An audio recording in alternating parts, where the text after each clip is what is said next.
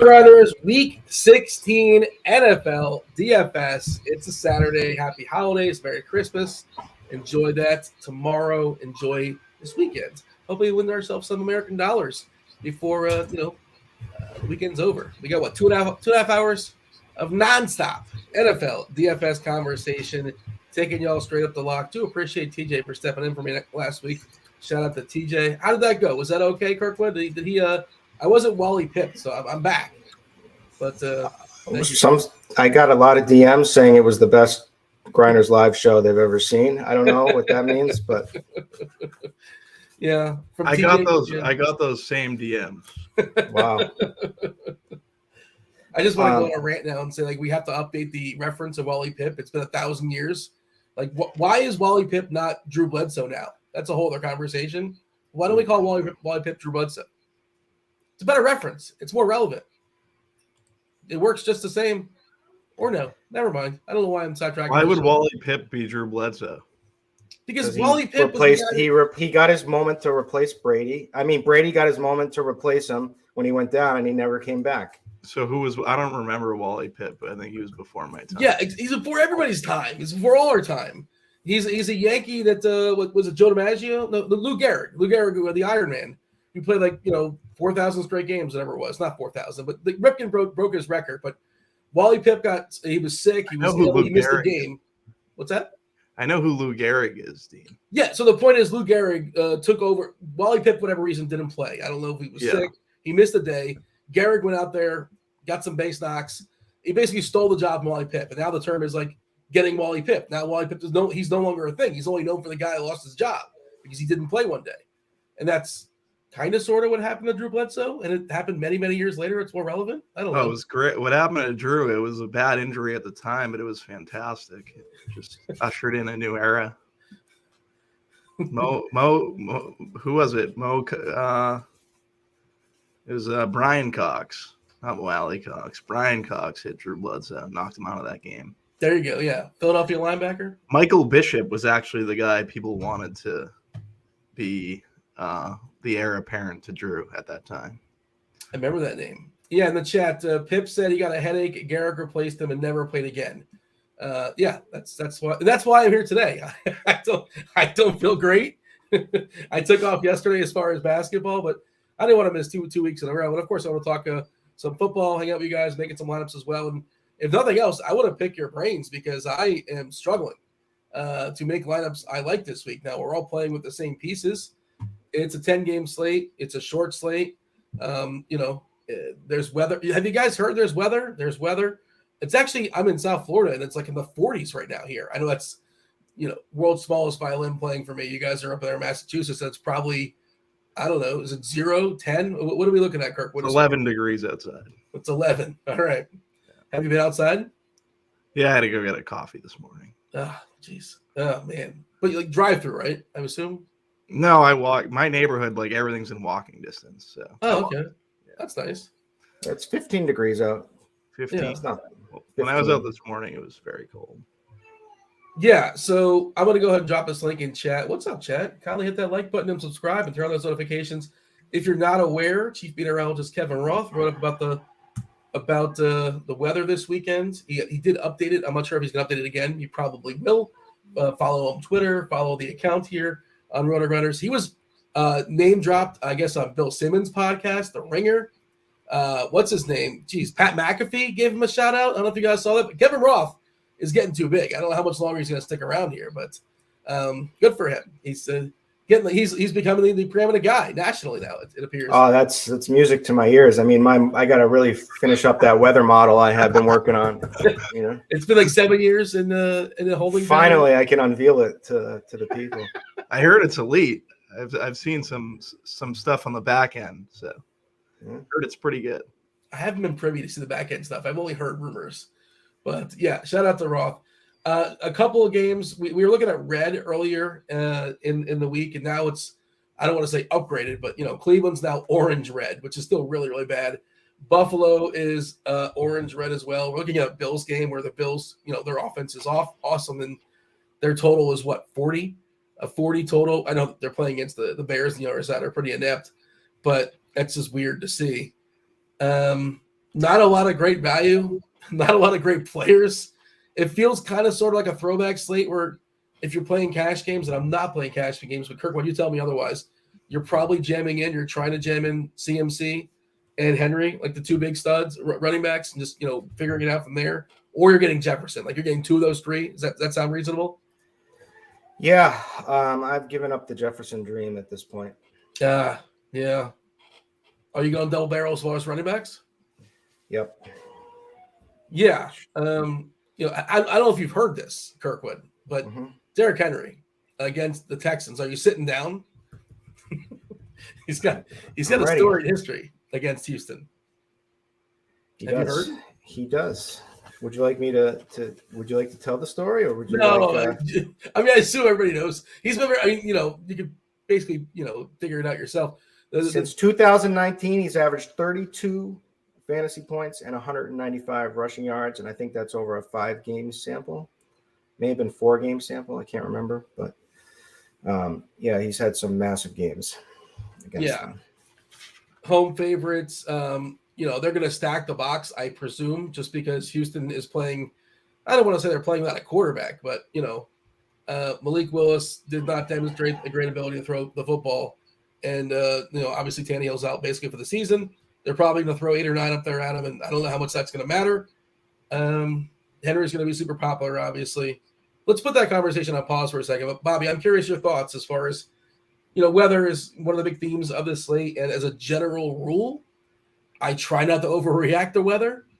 I try not to freak out. Usually it's overblown, so it seems that way. But this feels possibly like an outlier where there are many extremes lurking, especially in Chicago and Cleveland. Possibly, mainly those two. How are you handling weather today? Yeah, so I think I'm just kind of attacking those dome games.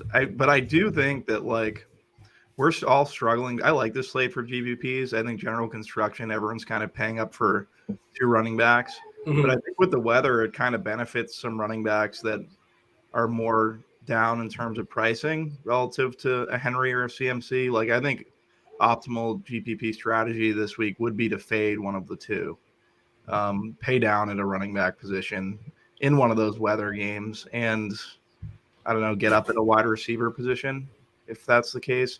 I know it's for cash games, it's kind of like old school DFS where it's 3 running backs, cheap quarterback, value wide receiver. The value pieces that are obscure to everyone, I think that for GBPs, if you're playing multiple teams, it's not as bad. I feel we talked about Goodwin ahead of the show.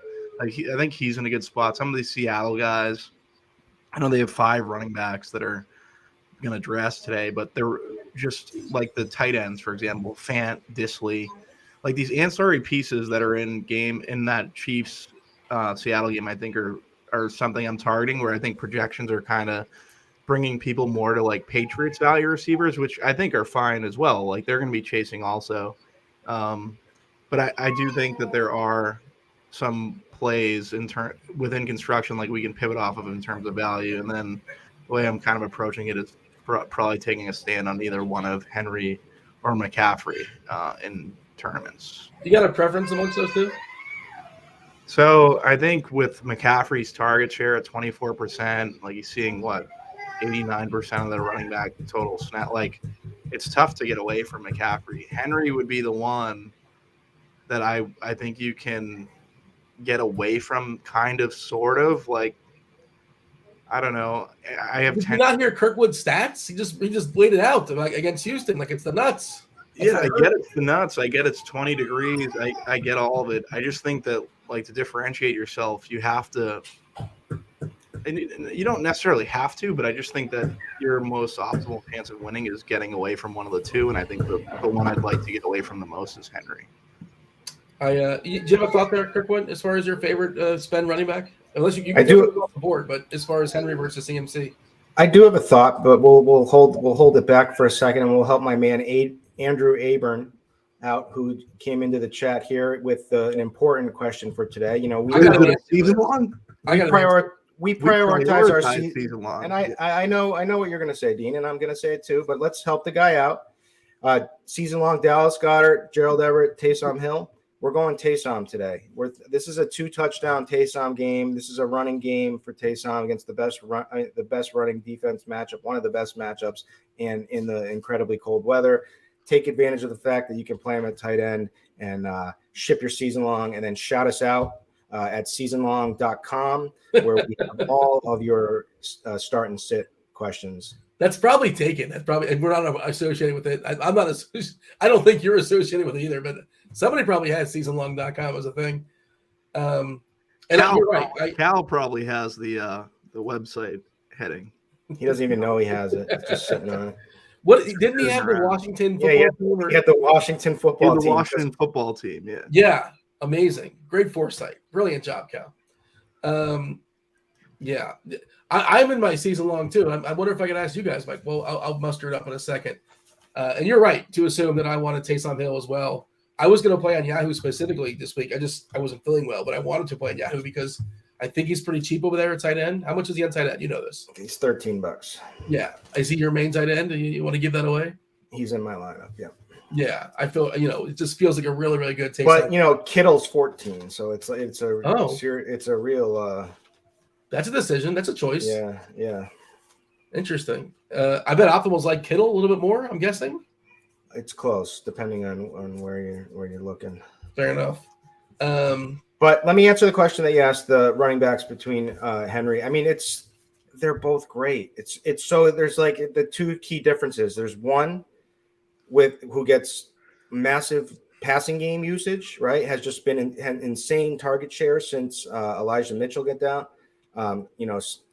He had the whole backfield's his and McCaffrey. Now it's not the best matchup, and then you're going to, then you got to go against Derrick Henry, who does have the matchup, but has been getting a little work in the passing game, but doesn't get that, and is probably drawing dead in the passing game because of Malik Willis. Yeah. So I mean, it's tough. It's a tough decision. I mean, they both could smash. I'm actually fading Henry. Except so I'm trying to get him on Yahoo, and he's expensive there. But in DK, as of right now, I'm going Dalvin because I'm not playing Jefferson. So I'm just trying to thread the needle there. Can I ask you something about Dalvin? Talk to me. Minnesota, they're in the playoffs. They locked up their division. They have basically no chance to get a first round bye. Why should Minnesota and again, I know coaches just play their guys sometimes and you want to stay in rhythm and all that. I just feel in my head, like what I would do is I don't think I would, whatever Cook is getting as far as touches, maybe 80%. I don't know, but that sounds about right. I would push back a little bit because they're not incentivized. They're coming off winning that game. They're down 33-0 and good for them. But now they're just like cruising in. And I understand this is the game in the dome that everybody wants. And optimals are pointing in that direction. That's why this game is not amazing. It's just like the best of the nonsense, and it's all nonsense. If that makes sense. I'm a little hesitant to be all in on Minnesota Giants and the nonsense Giants receivers. But that's what we're being told to play because there's cheap stuff there, and it's actually a pretty safe environment. We love the domes. Do you have any hesitation as far as Cook, or am I just maybe creating something that's not necessarily there?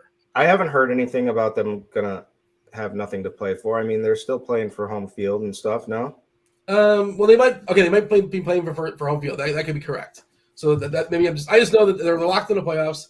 They won their division. They're probably gonna host the first round game. But they have essentially no chance of getting a first round bye. Essentially, is going to go to Philadelphia unless they just completely will get over down the stretch, I believe. Which is very possible with Gardner Minshew. Dude, have you not seen the memes? Come on. Jared's saying they want the 2 seed. I guess that's possible too. Okay, fair enough.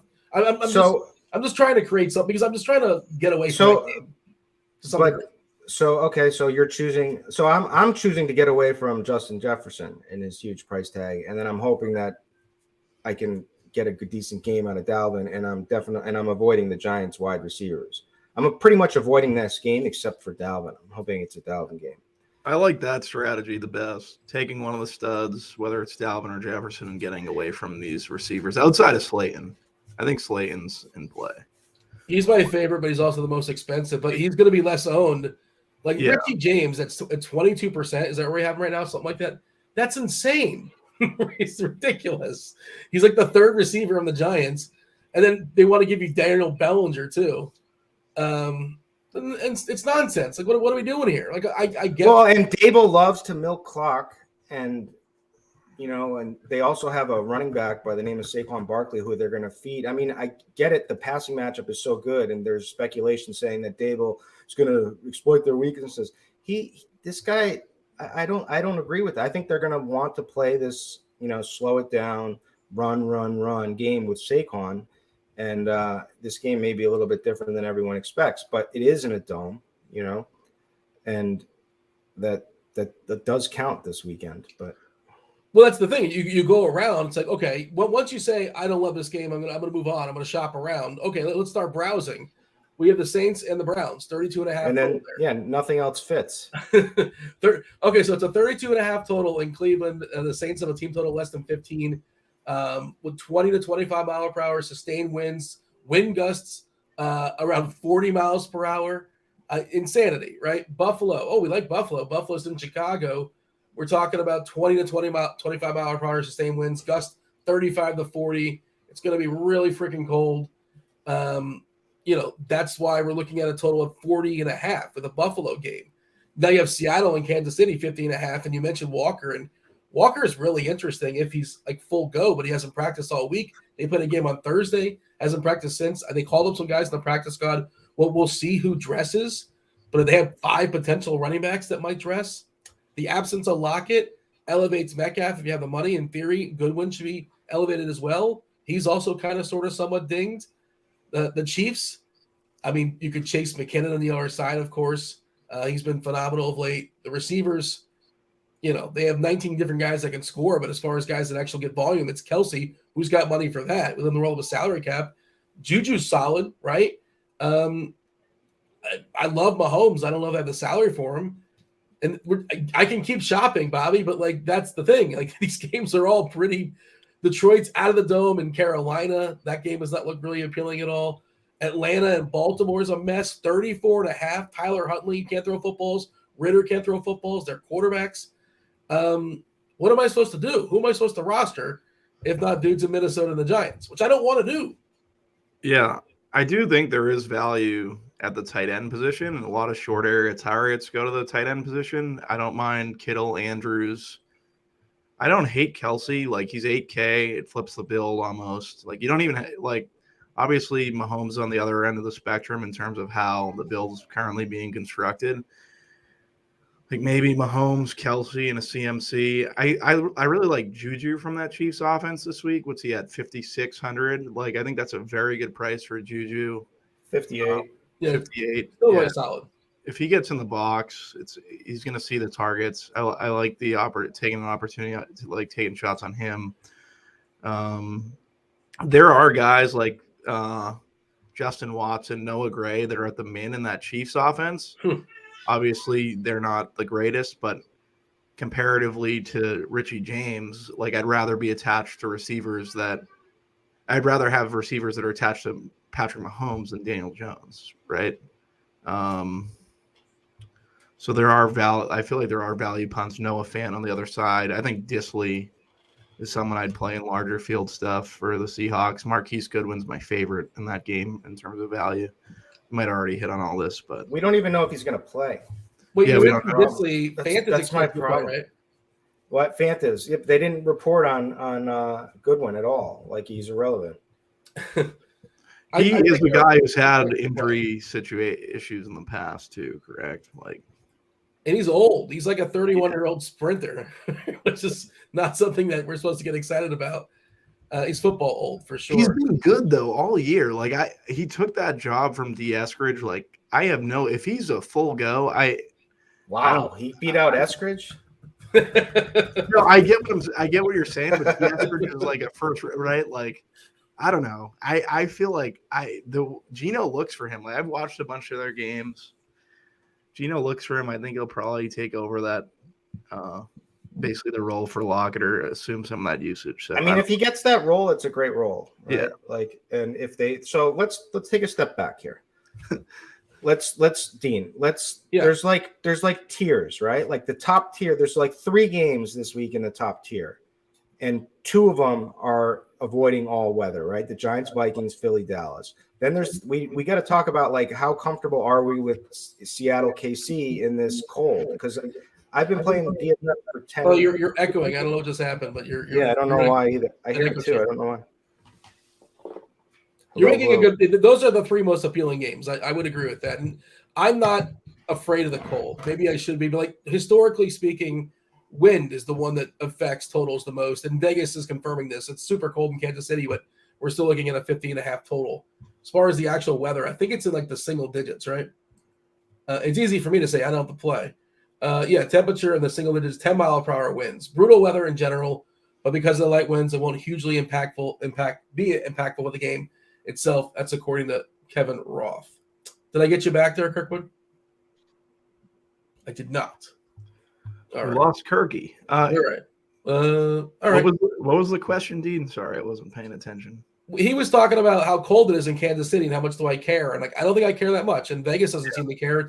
It's wind. I care about wind so much more than the cold. Do you agree? Okay.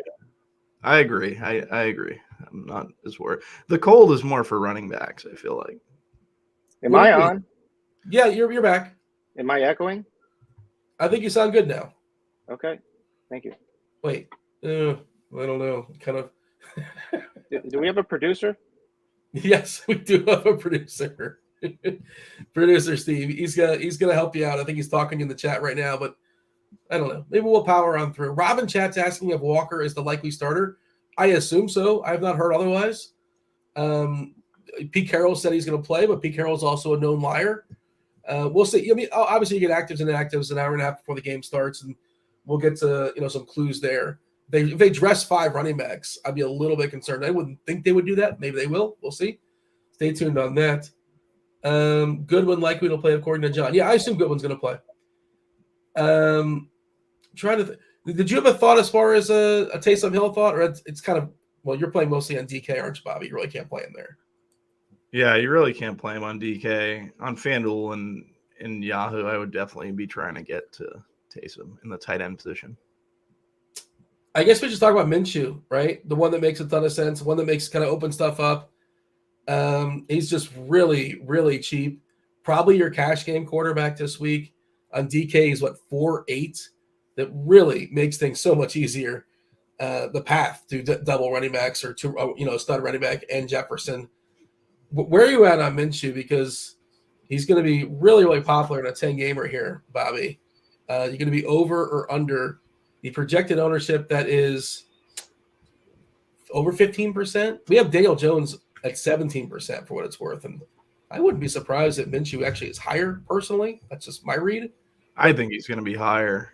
Okay, just because he grades out just as good as Jones, as good as Geno, and they're all 1,000 more almost. So I think he's going to get steamed up. I like Minshew. I'm going to be over. I just think he's a good play. He's done well in this situation previously, so I like getting to him. He doesn't have to worry about weather. The floor is just so high, and I'm playing I'm playing smaller field tournaments today. So I think playing him just makes sense. Just putting myself in the brain of those that are giving their projections, I think it would make sense. The reason why they're probably putting Jones higher is because he's got the easier pairings, right? It's just James is going to be more heavily owned, Slayton's going to be more heavily owned, and sure, you like A.J. Brown and you like Smith, but they're more expensive, right, to make stuff work. So maybe that's why. I get that. Goddard's pretty cheap too, though, right? And he's back this week. Yeah, I wonder how much he's back. I assume he's more or less a full go, but is there questions to how much he's back? They want him for the playoffs, right? Yeah. And he's back for the first time in I think 4 or 5 weeks or so. And Philadelphia doesn't necessarily have to win this game. They're kind of in cruise control. So there's just that murkiness and there's a lack of clarity. And to me, common sense says he's probably not going to play as much as he would normally play if it was like week 2 when he was healthy. Yeah. Now, what that number is, I have no clue. And I think the differentiated way to play Minshew is to play him with Sanders. I think a lot of people are going to try to leverage Minshew by playing Sanders and Eagles D or correlating it that way. And I think one of the bills that'll go overlooked is just pairing Minshew with Sanders. Kirkwood, are you back with us? Yeah, I'm here. All right. Feel free to chime in. Any thoughts? And, people in chat are talking about, and it's an interesting one, right? Fields. I don't know who you pair him with. Like David's talking about playing him naked. I think you can play him naked. And he's talked about like wanting to get that record for rushing yards. He knows the exact number off the top of the head. If you can do the math, it's like 70 yards per game, assuming he plays out the rest of the way. Of course, Chicago is a dead team. They're not going anywhere, but he seems to, want that rushing record for quarterbacks and well-positioned to do so. And why don't we consider playing him? If he gets 100 yards on the ground and gets in the box, we're talking, that's 19 points right there, or essentially home before he throws a pass. You can pair him with Komet if you want to pair him with Komet. His receivers obviously are pretty putrid these days. Byron Pringle, is that like his best option? Not a lot going on there as far as Chicago, but thoughts as far as Fields or any other quarterbacks you want to throw in the conversation there, Kirky? I think Fields and Josh Allen could easily win the slate playing them naked. I think both of them could run, go off this week. So, and they're going to be extremely low owned. I don't know what to do with Minshew. I don't know. I don't feel comfortable. I don't think he has a high floor. I mean, maybe he does, but we haven't Fields, seen what you're talking about? No, I'm talking about Minshew too. Oh, okay. I got you. Kind of circle back. I don't feel comfortable with him. I'm probably going to play him. Yeah. He's not in my main lineup on DraftKings right now. I've come full circle. I've taken the tour and tinkered and tinkered and tinkered, and somehow I've landed on Geno Smith at this point. And what I wanted to say before is I don't know what to does this cold make much of a difference in KC? No, I don't. The total keeps rising. I would go with the line. I think the line's the biggest indication. So, and again, the studies have all shown over the years the biggest indicator as far as less points as far as predictability is wind. It's not cold. So, I assume it's not fun to play in 1 degree weather or whatever it's going to be, like 8 or 9 single digits, but it's not chasing me away. Who's your preference, Kirkwood, as far as pairing with Geno? Is it Metcalf or Goodwin? Obviously, the answer is if you have the money, Metcalf, right? But you're making that work. It's probably both. Okay. If you really want to just hope that this keys in on this game and hope that it goes off. I mean, if you're getting Tyler Lockett's role for 4,300, that sounds pretty good. Sure, of course. I think Fant. I have this vision of just Fant getting peppered, and so I could go Metcalf and Fant too as well. But right now, I mean, my main lineup has Geno, Goodwin, Metcalf, and it also has Juju McKinnon. I hate the 3 tight end rotation. They have Parkinson, they have Disley as well, but I guess assuming Fant's healthy, he's the number 1 guy amongst those 3.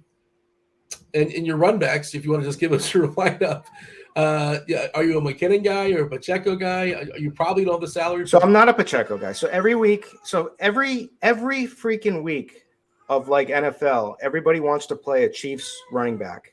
Yeah. Especially when it's a good matchup. They tried to make CEH work for forever and ever. But the only running backs that ever do well are the pass catching backs, right? They've had some good, Hunt did well when he was there. Damian Williams, I think it was, right? Would have some good games, or one of the Williams. I don't know which one. But I'm done with Pacheco. This is a passing offense. Now, this game, I understand the thought process, right? Pacheco's a big back, right? It makes sense. They could just pound him in this game, but I just don't think they do. And when they get to the red zone, they are always pass. So it's just play McKinnon or don't play one. But I love Bobby's call with Juju. I love Juju. Yeah, I like it as well. Because he just needs some touchdowns, and this is a perfect day for it. When I opened up the slate the other day, I told Kirky how I kind of looked it over.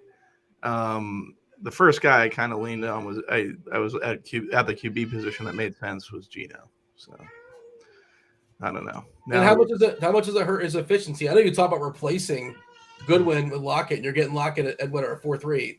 Like Lockett may play one play. Better. He might limp off the field after one play. Like literally, it's. And Goodwin might. You're talking about Goodwin might? Oh, Goodwin. Sorry. Yeah.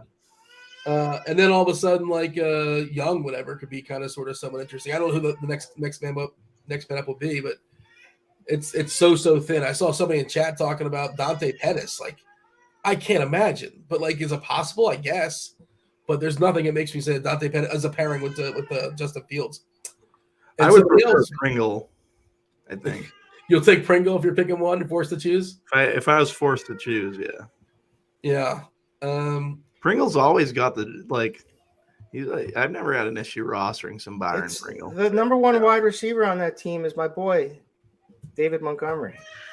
Yeah, Will Herbert's back though this week. Yeah. How do you feel about Montgomery this week? I was looking at him like brought me to the promised land last week, Dean. He taketh and he giveth. You got to give him the props when it actually works out. And he gets no props, Montgomery. Zay that was a beautiful thing last week.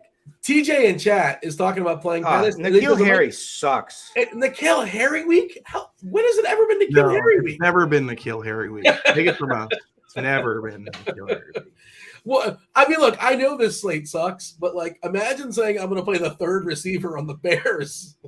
Like, I don't mind Kirk's idea of just playing Fields naked. I don't hate that either, and I think he's got a decent shot at cracking 100. I'm considering playing Minshew naked too, but I might do that too. I don't know how much we have to stack this week. Why though? I'm telling you, Miles Sanders is going to be the play in this game. I think Miles Sanders might be the best play in the slate. Is he negatively correlated with Minshew, or are you okay playing them together? I'm cool playing them together. I think he likes them together. I don't, but. I understand that. I'll tell you, if he catches a touchdown, then I like him together. Well, yeah. Well, yes. Let's ask Biff. Fire up the almanac. Somebody in chat was asking about, and feel free to fire up your questions. We're happy to answer your questions. It steers the conversation. Malik Willis as a pivot off of all the Minshew talk Jared was asking about. I mean, Bobby, you're playing those small tournaments like I am. I heard someone make that take. I think that's I don't think that's the move. I'd probably play Huntley. If I had to choose like that same category, I'd probably take. So Huntley. There's a guy I think that's pretty interesting. I liked Huntley earlier in the week, but I don't know. Like I think Huntley makes sense too. He's around the same price as this guy, but I think Purdy being attached to CMC and having Kittle at the tag that he's at makes a good bit of sense, and you could run it back with Dotson. So I like I think Purdy would be my favorite pivot. You mentioned Dotson amongst the cheap wide receivers, 3s, low 4s. Is he one of your favorites, or it's just like he's a guy in that game that's got a shot? He's a guy in that game that's got a shot. Yeah, like Demarcus Robinson, 4K for Baltimore. If you're playing Huntley, if you want to pair that, you can run Andrews out there. He's been disappointing for a while now, it seems. Or you can play Huntley naked. There's a 3-2 receiver in that game versus a Falcons pass rush that doesn't get there that I think you can. I think you can take a shot on Deshaun Jackson. Oh boy, yeah. Just need one. Just get loose one time. Michael wants to know Chris Moore or Gabe Davis. This was a weird one because I thought Brandon Cooks I don't want to say quit, but I thought he walked away from the team. I guess he's back. How far has Gabe Davis fallen that we're comparing him to Chris Moore at this point? Yeah, well, I mean, Gabe Davis kind of is what he is. He's a homer. He's like a young Deshaun Jackson, but not as good, but like kind of sort of a home run hitter to some degree. But yeah, his floor is rough. And the Chris Moore thing is, I assume he takes a hit with Cooks back. I'm guessing Cooks is back, but Tennessee is the pass funnel. But can you take advantage of that pass funnel when your quarterback is Driscoll and Davis Mills? Kirkwood, you got an answer for this for Michael? Gabe Davis or Chris Moore? I think the answer is Gabe Davis, I guess. I was thinking game environment, Chris Moore. Yeah. It's not a great. Yeah. Great this is one of those, seasonlong.com. Bobby, you got Alan wants to know Singletary or Swift DK single entry. I prefer Singletary. I don't know if that's the right take, but I think I prefer Singletary. Kirkwood's going to be on the other side of this. Yeah, I'm a Swifty guy. That's my problem. And they pulled me back in again with some encouraging usage and coach speak about him being injured before last week. And so I kind of think 5,500 Swift is a good play this week. Am I crazy? I'm telling myself a story, and it just sort of fits, and I need the salary. This especially on FanDuel too. I'm talking myself in the instant redemption week for Jacoby Myers. I mean, I don't know if it's redemption. I mean, every week is redemption. The guy's got a lot of redemptions to cash well, in. last week he was a part of like the biggest debacle to end the game. He's been part. The blitz has been spitting that guy out since last year. I don't consistently every single a lot week. of redemptions. A lot of redemptions. Well, you guys are New England guys. Am I right or wrong? I think as of right now in the lineups that I made, I have too much Jacoby Myers. Is that something I'm going to regret? I think Patriots receivers are important. You could go, Kirk. I got Myers on Yahoo right now, but I don't like my lineup. Okay, yeah. I mean, Aguilar's 3-3, Thornton's 3K. I know Mac Jones is terrible. They're just going to run the ball with Stevenson or drop the ball off to Stevenson. Bruce says no Damian Harris. Is that official? I thought it was questionable and likely to play. Do we have news on Damian Harris? I got some news, Dean. It's getting around that time. What do you got? No, I haven't checked. Oh, I thought something dropped. Okay. Yeah. If Harris doesn't go, like, why aren't we talking about Ramondre? He should be. I think Ramondre is a great play. Ramondre's in play regardless. Sure, but like he's enhanced if there's no Harris. My favorite play in this game is Kirky called it on the Tournament Takes podcast. T. Higgins, I think, is the play that you want from this game. Harris expected to sit, so yeah, Ramondre is gonna shoot up. Ramondre was already a good play. Wait, Harris could be active as the emergency running back. Okay, all right, interesting. Okay, good to know. Sorry, that's my kid screaming in the background. It could be mine though too. It's mine. But they're going back and forth, I think. Okay, I missed this note. How much does that change things for you as far as running backs at the top, Bobby, with Stevenson? Stevenson goes up immediately at 7-1, being the fact that they'll definitely be chasing the whole offense runs through him. I think he's a very good play. He doesn't have to compete with Harris. Yeah, I like him. I did want to talk about these pass receivers. Like the projection slates are all going to play these pass receivers. Are they the right play though? Like they're tough to roster. They're very tough to roster. I like the Jacoby Myers take. Like maybe they try to get him in the end zone or whatever. Try to do something to get him back in the good graces of the people at Foxborough. But I don't know. I just can't. Aguilar and Thornton, like, they're just tough plays for me. They're really cheap. I know. Thornton's pretty good. Has Thornton seen more than one target in the last 3 games? He keeps popping in projections. He had that one game, and then like he just nothing really since like 7 games ago or whatever it was, where he scored I think 2 touchdowns. Oh, he scored it. Jason wants to know Sam Darnold for tournaments. He's going to be like 2% owned. That's that leads me to my follow up is like DJ Moore. I feel pretty good about it. Theoretically, DJ Moore in a vacuum at 5.5, but like they don't want to pass the ball. That's and I saw the stats. It's not the same, not to the same extent, but I saw the stats for Atlanta. And people are talking about Drake London 40% target share. Yeah, but what's 40% of 10? Like if you're not passing the ball, your 40% target share depends what team I'm on. Dude, there will be no Drake the Snake slander on this show. It's not slander on Drake London. He's not the Snake. Go look up how many targets he got last week. Yeah, it got like 8 or 9, and but people, when you say 40%, it sounds he got 11 targets and 12 targets the week before that. Drake the Snake is back, baby. But the point is it's misleading when you say 40% of targets. Is all I'm saying, because you feel like the quarterback threw the ball 30 times and this guy got 40% of the targets, but that's not the case because the quarterback they don't throw the ball in Atlanta. Yes, he's getting a lot of he's getting. TJ's going to be on later, I think, right? He'll get the likes up. Hit that like button before TJ jumps in. Appreciate that.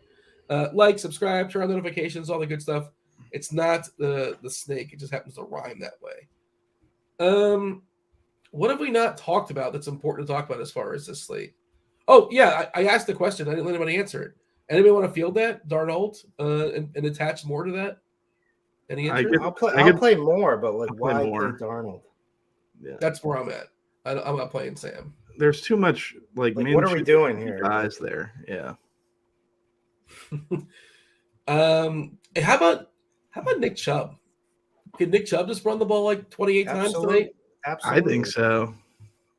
What's like? I know Henry's a tough tackle. Chubb's got to be a tough tackle in this weather. Like, without a doubt, he seems like a guy you wouldn't want to tackle in these temperatures. And on the other side, like the Kamara thing, like I know it was a Daigle had that tweet about David Johnson running more routes than Kamara. And I know Kamara still had a lot of touches, but it felt like he left them on the table. And it feels like New Orleans just doesn't like Kamara. I don't know why you wouldn't like the best running back in the league. Is he the best running back in the league? When he's good, yeah. He's so dynamic, Dean. He can do it in the pass, do it in the run. I guess McCaffrey's the best. But I don't think he's been good this year, though. Like, as far as he hasn't been good because the coaching is just it's not Sean Payton drawing up plays for him. It's who is it? Dennis Allen? Who is it? Dennis Allen? That might be who it is, yeah. And the offense, obviously, the threat of the pass is not why there either. So yeah, they just do everything not to give him the ball. I think this could be an interesting redemption spot for Kamara. What's his redemption? His redemption is that he was chalk last week and he busted for the people. And now he's going to come on flop lag and just hang it all over all of us. And the thing is, I was whining about it too. But he had 21 rushes and he had like 2 targets, so he had a lot of opportunities. It just felt like he almost broke one on the very last rush of the game. Yeah, he got caught from behind, but like, yeah, I don't think this is the. I mean, now we have Taysom to worry about. So more so. That's the thing is like everyone's thinking Taysom. Like, what if I don't know Kamara in this weather, slippery guy, break it loose. I don't know. He's not usually a guy you play outdoors. You usually want to play him in domes. You don't usually want to play him in this weather. But I don't know. They're just how bad the weather is. It could like someone loses a step and they trip and he's gone. You know, I don't know. I feel like if this game was in New Orleans, that Rashid Shaheed would be the chalk of all chalk at 3.5 in a dome. He was popping pretty heavy in some projections earlier in the week. Yeah, you can't throw the ball in this. Well, I shouldn't say can't. I like to speak in definitives, but let's see if we get an update in this. 20 to 25 as far as sustained, 40-mile-per-hour winds. Are they going to just set some screens up for this guy and try to let him get loose that way? Because maybe he's 3.5 on DK and maybe just breaks a screen. I'm trying to make something work here. And nobody seems to be interested in Shaheed. No? No, not in this weather. I'm trying. Well, if you're not interested in Rashid Shaheed, maybe I can get you interested in Stat Hero. You don't have to worry about Rashid Shaheed. In case you haven't heard, Stat Hero, it's a unique fantasy sports platform that allows users to compete only against the house, not against other players in a contest. You're not competing against Bobby or Kirkwood or me or anybody in chat. You participate in head-to-head style contests where Stat Hero, they provide a lineup that you have to beat with your own, as well as pick'em style contests. Also, check out the Big Dime League, season-long leaderboard NFL contest with up to $50,000 in prizes. Of course, we have a deposit bonus for y'all. Use the promo code GRINDERS, that's GRINDERS, 50% deposit bonus up to $250. Jump into the action today over at Stat Hero. In about 10 minutes or so, we got Erik, and I think SquirrelPatrol is going to be jumping out in a second. They're asking about, I don't know what to do with this one, and I fell for this Carolina backfield last week a little bit with Foreman, and it was gross. Oh, I liked Foreman earlier in the week. Yeah. Dave wants to know Chuba versus James Swift. The Swift, is that James N. Swift? Is that a different person I'm not aware of? Is that a creative player? Talk to me about Carolina, like Foreman, Chuba, like Blackshear steals some touches too. Is it just a mess? Like, why do I want to mess with this? If the Detroit defense reverts to being terrible against the run again, I think Foreman is a tough tackle. He's 5'3". You get in the end zone. I think you can play him in tournaments. Doesn't catch the ball, which is kind of a problem. Yeah. But, yeah. Are we chasing McKinnon? Chuba got the snaps.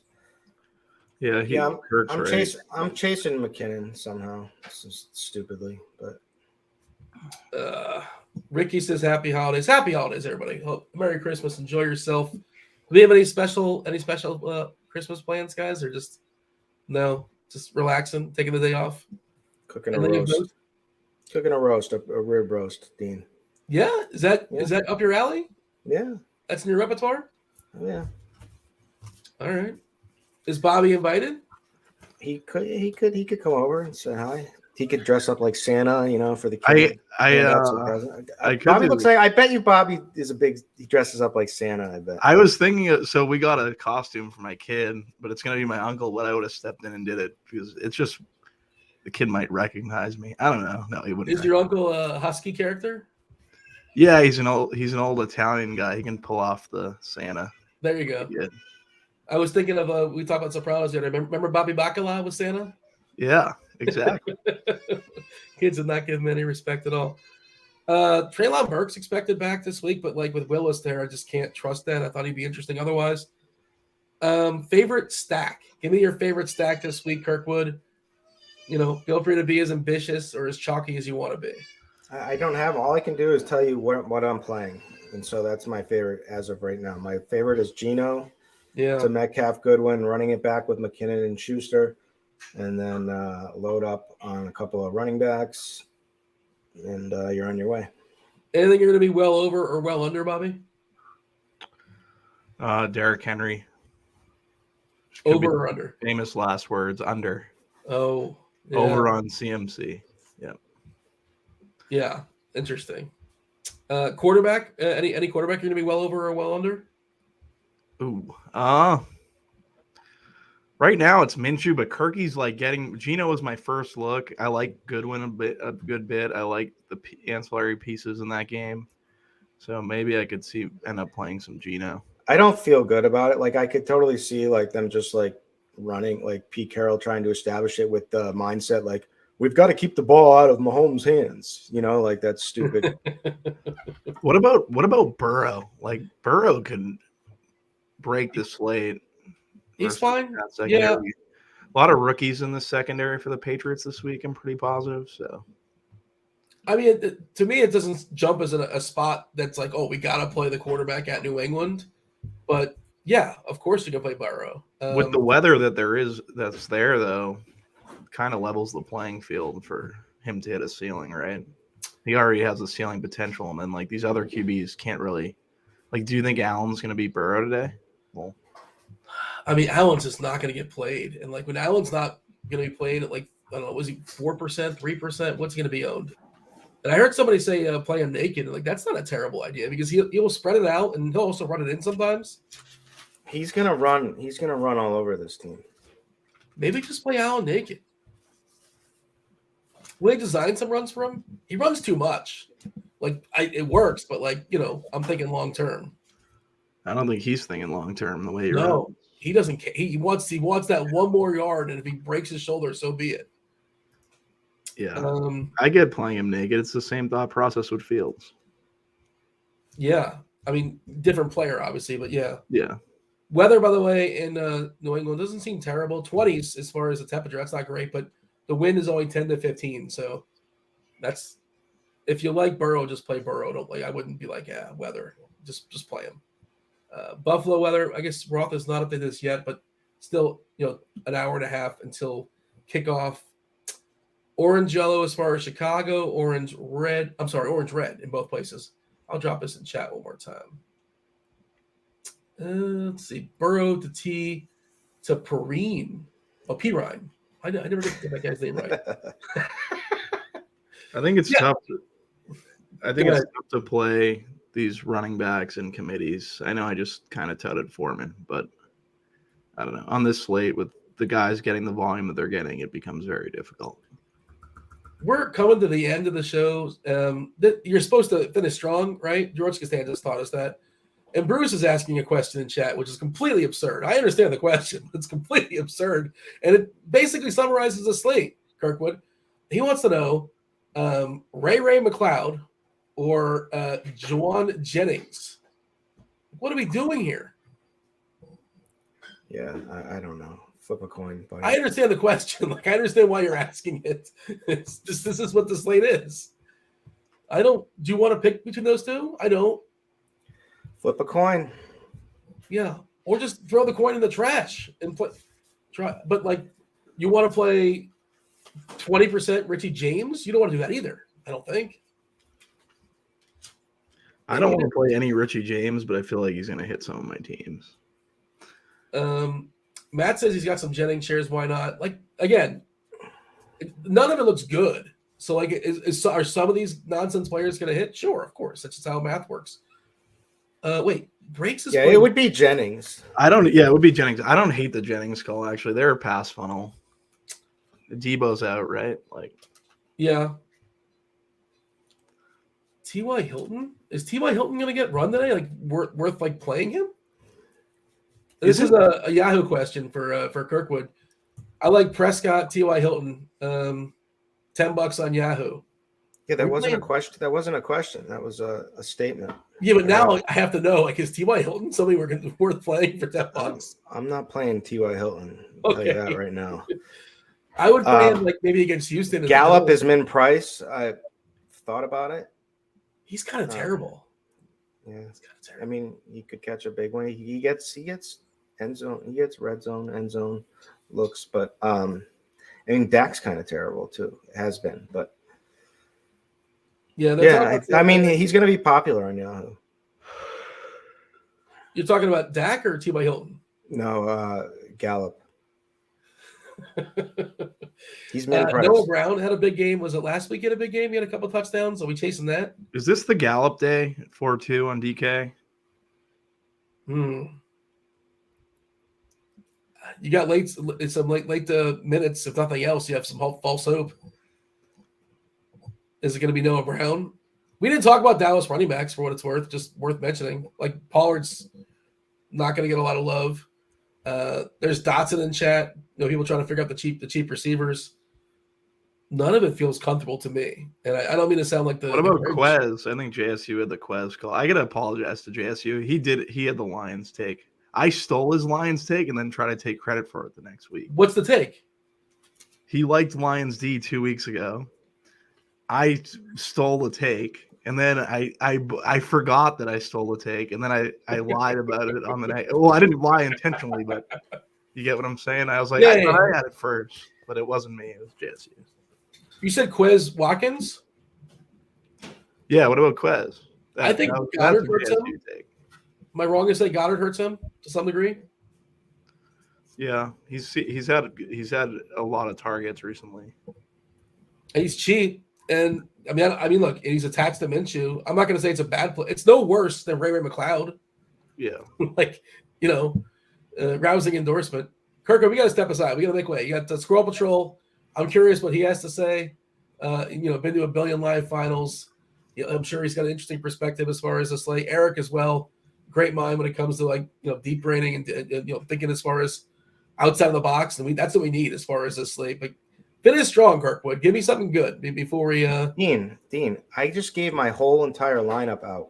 Okay, like that's as strong as it gets. It's going to be in the 4-4-4. It's going to be the 4-4-4-4. It's going to be all over the place. But you want a hot take? I think DeAndre Swift is one of the best plays at 5,500. Okay, yeah. My take is Myers gets his redemption this week. He gets a redemption touchdown for Jacoby Myers. How about that? And what do you have? Bobby? Before we step aside and make way for Squirrel and Erik. I like Miles Sanders. Him and T. Higgins are my two favorite plays on the slate. We never got your 30-second defense take. I don't know if you have something to throw out there. There's a lot of good defense. I think correlating the Eagles D with Sanders is a good play. I also think that cheap defense is the way to go this week. But the Bengals are up at 3-4. I think that you can pay up for them. Interesting. You're just picking on Mac Jones, basically? Yeah. Fair I enough. like the Myers call, though. Now you have Stevenson. Maybe the Bengals aren't as good. Stevenson's got to be played at this point, right? I assume so. I didn't look at his ownership, but I assume it's going to get a bit of a boost with the news that Harris will be out. But we do have to step aside. We're going to be out. That's Kirkwood, producer Steve. Appreciate it. No reason to go anywhere. The stream does not stop momentarily. We're going to have Squirrel Patrol and Erik jumping in. Do appreciate y'all hanging out with us. Hit that like button while you're waiting for Squirrel and Erik. On behalf of myself, Bobby, Kirkwood, RotoGrinders, enjoy your holiday. Win some money today. Merry Christmas. Merry Christmas, Merry everyone. Christmas, everyone. Happy Yeah. holidays. Go to Kirkwood's and get some of that ribs or whatever he's making. I might have to go Prime over rib, there in a baby. little bit. Prime rib. All righty, y'all. Here comes Squirrel and Erik. Thank you. Later.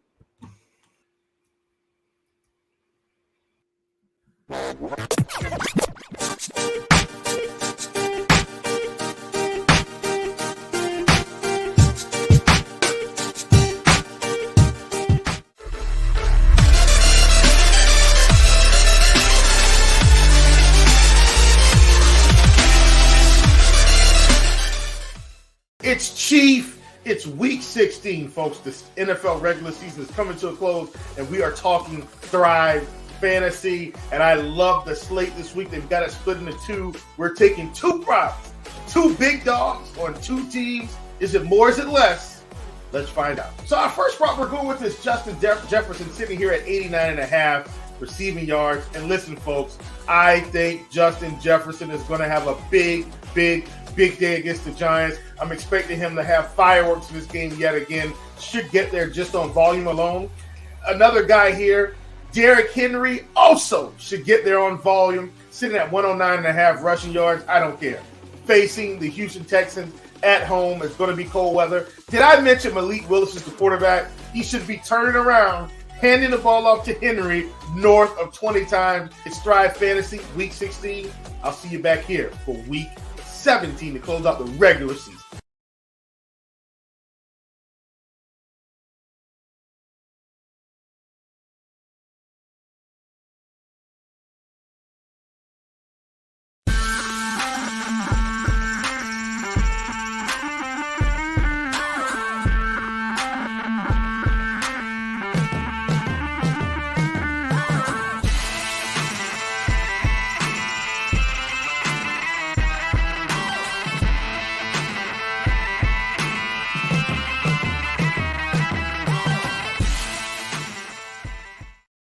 What is going on, guys? Welcome to GPP Final Takes on RotoGrinders.com for week 16.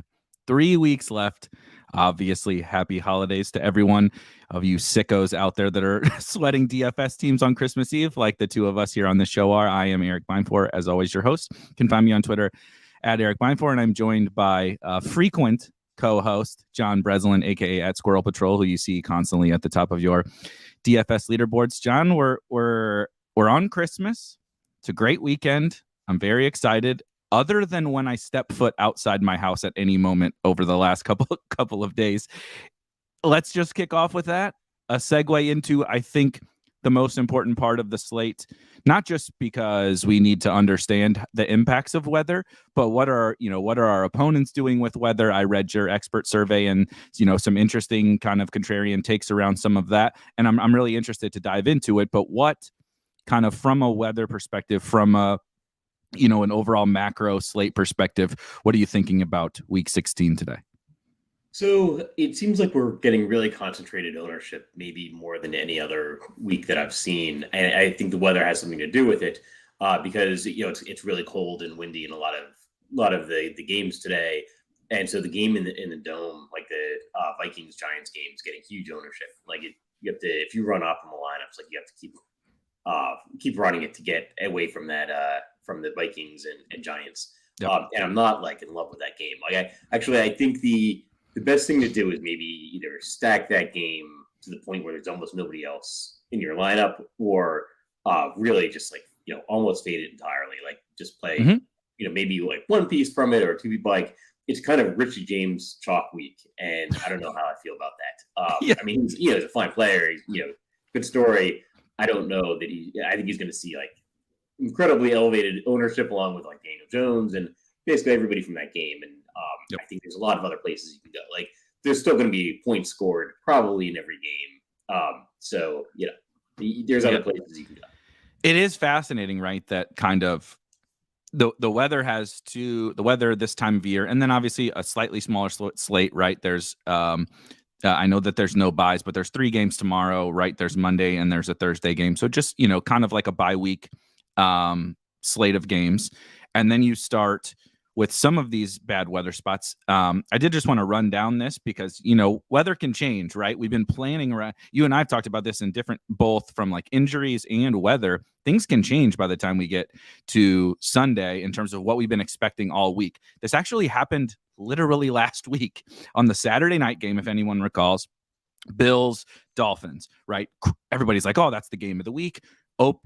Total reopens at 42, super low. Everybody's expecting crazy snow. They're not even totally sure if they're going to be able to play the game last week.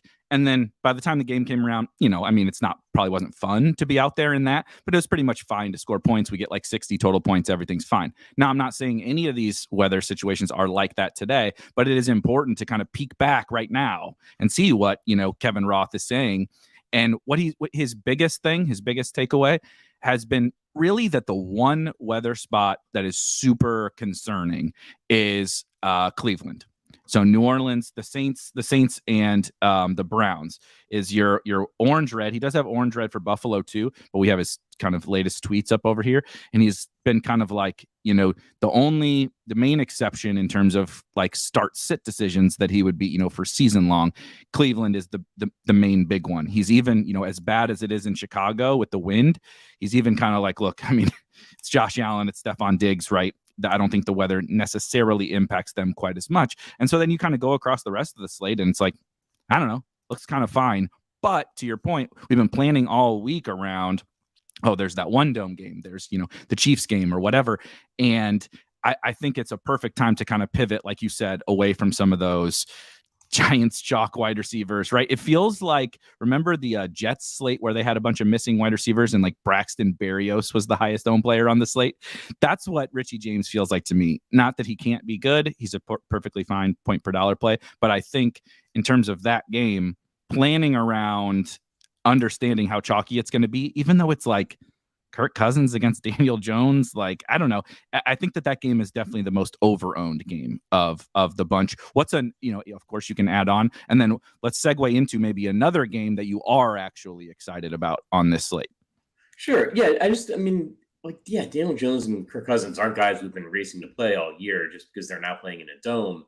I don't know. Like I had this idea last night, like maybe you should just fade this game entirely and just bet the over if you think that it's really going to that spectacular and like that kind of fireworks. The total is comparable to the total in a couple of other games, Philadelphia and Dallas. I think Gardner Minshew is going to get some ownership, but like he's going to be probably paired with like Dallas Goedert, and that's about it. And there's a lot of ways you can go. And Dalton Schultz on DraftKings has got a really good price. Yep. But you can play Dak Prescott instead. You can play like AJ Brown instead. You can play CeeDee Lamb and actually hope that there are some fireworks in that game. You can play Miles Sanders instead of Gardner Minshew. You can pair Dak with Miles Sanders. Like that's actually a game script or a narrative that lineup tells. The other game that I kind of like is the Seattle and Kansas City. It's got the highest point total on the week. You've got the Chiefs playing at home. I know it's going to be a little bit cold, but they're used to playing in Arrowhead. Yeah. Patrick Mahomes is probably not going to get the ownership he should, considering that the Chiefs have a applied point total that's the highest on the slate today. So, and then you can also play Geno Smith. You can play, Geno, get some of the savings. Then you're playing some of the higher price pieces from that game that you can't necessarily afford if you have Patrick Mahomes as your quarterback. Yeah, I love that. Let's start with that Chiefs game because I think it's at least the most interesting game on the slate. The Chiefs are always this team where outside of sometimes Mahomes, but really even maybe on this slate, it's a little different, but you still see here he only projects for about 8% ownership on DraftKings. And I understand we're playing a salary cap game, but it's always funny to look up and look at ownership and like take a step back and say, Okay, Daniel Jones is triple the ownership of Patrick Mahomes. Gardner Minshew is double the ownership of Patrick Mahomes, right? Kirk Cousins is higher owned. It's like always just funny to see that. But the Chiefs become difficult for anybody, but difficult for our opponents because like who outside of Travis Kelce, no one really wants to click any of these guys, right? Like maybe people are finally talked into Jerick McKinnon, which will be the week he scores, 8 points. But like even Juju, who I really like Juju today, but even Juju never necessarily projects the best at his price, is not that comfortable of a click because he's not like, it's more fun to play like Mike Williams types at the 6K price, right? You can always pipe dream about the 60-yard touchdown. That's not really Juju's game. And so you don't really want to play MV. No one wants to play MVS, right? Sky Moore, we thought was coming on. Nope. Tony's back. Hardman is not back. It's just kind of a mess. And so, but that's what makes me excited because I do know what I want on the Seahawks side. We did just we're getting actives and inactives as the show is rolling in, and all the Seahawks guys are active. So Ken Walker, obviously Metcalf wasn't on the injury report, but Marquise Goodwin is in and Noah Fant is in. So everybody that you want to play on, right? Tyler Lockett is out, correct? Yeah. So that's what makes me really excited about this game is yes, you might have some concerns about either fitting the Chiefs or, like the wide receivers or even splitting between the two running backs. But I know on Seattle's side that like, I mean, maybe Laquan Treadwell has a career resurgence in this one game, but really it's just 4 guys, a tight end, a pretty talented running back who's pretty cheap, and then 2 wide receivers who I want to play. So I love those kinds of games where I can really hone in on it. And I don't think the ownership's going to run away from us, right? Just because it probably should, but because of the Chiefs and because of those Giants values, right? People are jamming Derrick Henry, et cetera. Just the Jujus of the world. I don't even think DK Metcalf is going to run away from us, even though maybe he should. Without Tyler Lockett. So what do you think about the Seattle side or also some of those Chiefs ancillary pieces? Yeah, so it's the Seattle side that kind of makes this. And I mean, yeah, you kind of listed off all the key names. I mean, but yeah, with Tyler Lockett out, that makes DK Metcalf like incredibly appealing if you're stacking this game. It's tough to do it's tough to do a Patrick Mahomes like DK Metcalf, Travis Kelce stack. Right. You can do it, but you'll be playing some risky pieces. But that's a little bit what GPPs are about. But yeah, there are some lower owned guys. Like you can actually like play Noah Gray. I think he's like 2,600 on DraftKings. You can play like Justin Watson. You're hoping for a long touchdown. We've seen that before, like a primetime game. MVS, like it's fittable. And the thing about the Chiefs wide receivers, I think like Patrick Mahomes even said before the season, like, sorry guys, it's going to be a different guy each week. And that makes it uncomfortable to click on any of them. But it's going to be somebody each week, right? Right. You're rolling the dice. That's what tournaments are about. And if you get it wrong, they're not going to take more money from you than your entry fee. So like, just go ahead and hope that it's Juju Smith-Schuster's and click on that name, or click on MVS's name. Or, if you're playing some kind of low dollar, you have to beat 200,000 people. Like, yeah, try Justin Watson. We don't know. And you're hoping, I guess, the game's got the highest point total on the board. It's going to see low ownership because everybody's just flocking to this Giants Minnesota game. Yeah, and to be clear, I don't think either of us are saying like, oh, there's all these guys are 1%. I saw that comment. We'll talk about it in just a second. It's not like any of these guys are like 1%. Well, outside of Justin Watson, maybe Kadarius Toney and Laquan Treadwell. None of these guys are 1% or anything like that. But ownership is like about efficiency in terms of ownership, right? Like you can be a slightly worse play and not, than Richie James and not super low owned, but be so far under owned relative to the other to your peers. And that's kind of how I feel about all these guys, honestly. Like I think this is the most important game to discuss because I see very few paths to a Seahawks player not I'm not saying be optimal, but like how does this game come anywhere close to the point total and everything without, like you said, without maybe a Chief, because maybe we don't know who it is, somebody, Lord King Guru's in chat with MVS, could be MVS, could be Juju, right, could be McKinnon again. I'm not, I don't think I can click 6K Jerick McKinnon, but like, it could absolutely be him again. It could be Pacheco, but the point is, I just don't see a way in which there aren't big games on both sides of this one. Whereas, even in that chalky game with the Giants and the Vikings, dude, if that game was 17-13, would I really be surprised? No, I would not be surprised. Whereas I absolutely would with this game. Really quickly, before we really go ahead. Just one more thing I want to throw out there. Isaiah Pacheco is 6,700 on FanDuel, and his scoring fits better for the FanDuel system than for DraftKings. And so I think McKinnon's like 7,300, and Pacheco's 6,700. I mean, I think he's one of the best like 6,700 and under running backs on the board on FanDuel. So that's something to keep in mind as well.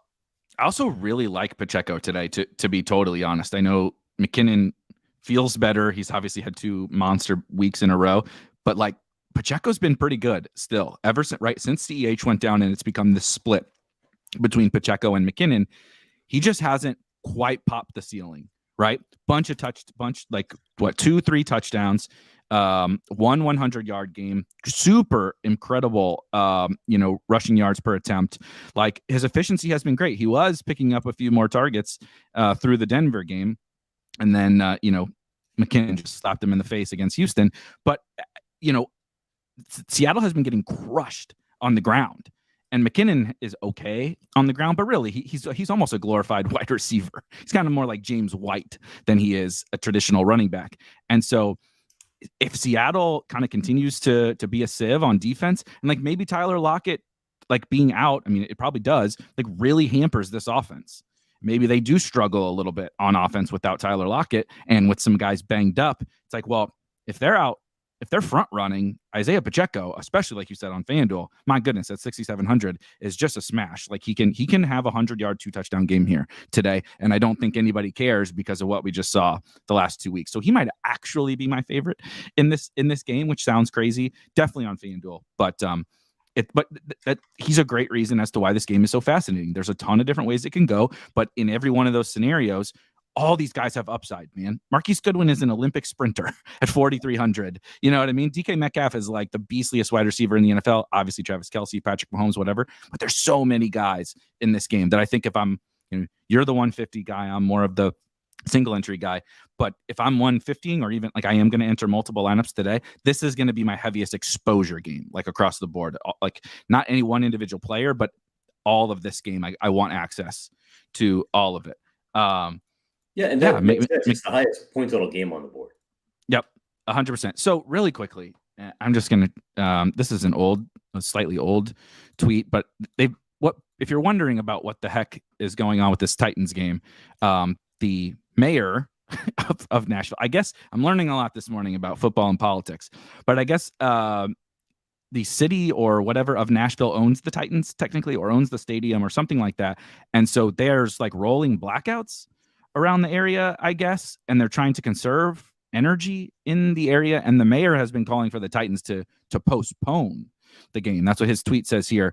I've asked the Titans to postpone their game today, and apparently they're not postponing, which I feel like it's a little late for you can't postpone. There's people there already. Like I don't think you can postpone 2 hours before kickoff, but it does look like they're delaying it by 1 hour. I don't think that matters for us, but it's at least like something to keep in mind.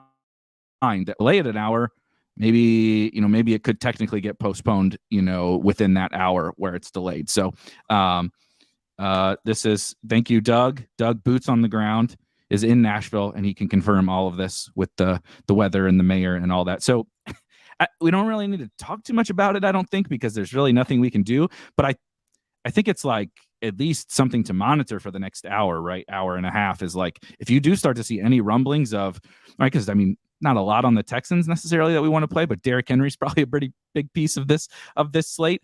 If he's right, if you have questions about him, anyway, I don't have a good answer to this. I just got hit with it just like you did, but I think it's something to monitor at a minimum. It's actually the first I'm hearing of this, but it's interesting. But yeah, it's something to monitor. I mean, I think you've got to monitor it just like you would like a questionable player. It's a game time decision. I mean, right. Be prepared. If we don't hear news by 1 o'clock, I would assume everything's okay. I don't think they would have people driving out to like concessions, like firing up using the electricity if they were going to cancel the game. But yes, like keep an eye on the news. Yeah. I imagine Rogers on the phone with the old mayor, like, fella, There's a little bit of money to be made today, so sorry. What do you need me to do? I'll send you some generators or something. Let's talk about the running back position, though, because we kind of hit on a couple of the key games, but I think some of, maybe most of, what becomes your roster construction today, and a lot of maybe why some of those Giants, why Richie James is going to be really popular, it's because there's a couple pretty darn good running backs here at the top, including Derrick Henry. If we assume that game is totally on board, good to go, just an hour delay. Everybody's been posting it, right? Derrick Henry's last X amount of games or whatever about against the Texans. He dominates them. But even above and beyond him, Christian McCaffrey without Deebo Samuel and without Elijah Mitchell is kind of back to old CMC, right? Almost all the snaps, tons of touches, tons of catches. I really like Saquon up there as well. Dalvin Cook in that Giants game looks really appealing. If you feel like going out in the weather, with a guy, Nick Chubb is going to be 0% owned in what would probably be a good spot if not for the weather. Ramondre is in, Damian Harris is out, so another spend up guy there at the top. A lot of these appealing running backs up here. How are you feeling about spending up at the running back position? So I think you nailed it, that the reason Richie James is so popular and these like super cheap wide receivers is that everybody wants to jam in Christian McCaffrey and Derrick Henry, and that's going to lead to like a roster construction that's like very similar across the board, where your people are paying up for Henry and McCaffrey, and then they're going to be playing like Richie James, TJ Hawkinson, and like if they have the money for one more spend up, it's going to be like Justin Jefferson from that game. There's a lot of ways that Derrick Henry can fail. The Texans defense has been playing a little bit better. I of the two, I like McCaffrey a lot more because he's going to be catching some passes. Like we've got Malik Willis starting for Tennessee, and that could be like a bad thing for Derrick Henry. And like there's paths here at his price where like I think he's 9,800 on FanDuel, like 8,600 is a little bit more palatable on DraftKings. But like if he rushes for like 110 yards, which I think is about his prop, 110 yards, 150 yards, catches one pass and doesn't get in the end zone, like he might think he had a great game if the Titans win, but it doesn't do anything for us at 8,600. It actually kind of torpedoes your lineup. So there's a lot of paths, and I think he's going to be extremely highly owned. I much prefer McCaffrey at similar price. Not that he can't succeed. It's just that there's a lot of paths for failure there, probably more so than is reflected in his ownership. And I think the combination, right? We talk a lot about ownership in a vacuum on players. We talk a lot about price in a vacuum on players. But it's not that it's not important for everybody, but what really becomes important is when you are one of the most expensive players on the slate and you're the chalkiest, right? Because like you said, that has so many ripple effects to all of our opponents, right? If 30% of our opponents spent $8,600 on a running back, that means a lot of stuff about their lineup, right? You may just not even be able to have Patrick Mahomes, like they may just zero Patrick Mahomes teams, right? Travis Kelce could be off the board for those teams. I'm spitballing random examples, but it has such a ripple effect, and it is so much harder for that player to beat you when so many of them have him and he's so expensive. And so I would say, like, look, a lot of the times we get this Derrick Henry nonsense where, he looks like he's going to be really chalky. And then, the GPP bros are like, he can't catch passes, blah, blah, blah. I'm not actually going to play him at that ownership. And he comes in lower than we expect. Now, unless this power issue is an actual issue, I do not believe that to be true. I think Derrick Henry is going to be extremely popular because of that other value. And, I actually like quite a few running backs, but I don't think the public likes a lot of these running backs necessarily today, whether it's split backfields, injuries, etc. Who is I do want to hit some of these questions. This is also fair. Philadelphia, however the hell you say this. You don't think the power outage will keep people off Henry? Again, we just got hit with this, so I haven't really been able to flesh out my thoughts totally, but I don't think so. But I think you could argue a few more people jump off than expected. I don't think people view it as an issue, but I could be totally off base. What do you think about that? Yeah, I think unless there's news that the game is canceled, then proceed as though it's going to just have a 1 hour delay. I'm going to be playing like some Derrick Henry in my 150 build. Unless I get news the game is definitely canceled. Right. I presume the game is going within 1 hour delay. There's a lot that goes involved. That's involved in throwing an NFL game, right? And I think if they were going to cancel the game, I think they would cancel the game. This isn't like where they're waiting for the rain to pass and it might not. Like this is right. So I think if they're going to cancel the game, they wouldn't have people driving out to the game, and they wouldn't be having like the lights on or whatever, and the food cooking at the stadium. I think they would cancel the game. So it's a lot of money. Unless we get news that it's canceled by like 1 o'clock Eastern, I'm going to presume that it's going on with the 1 hour delay.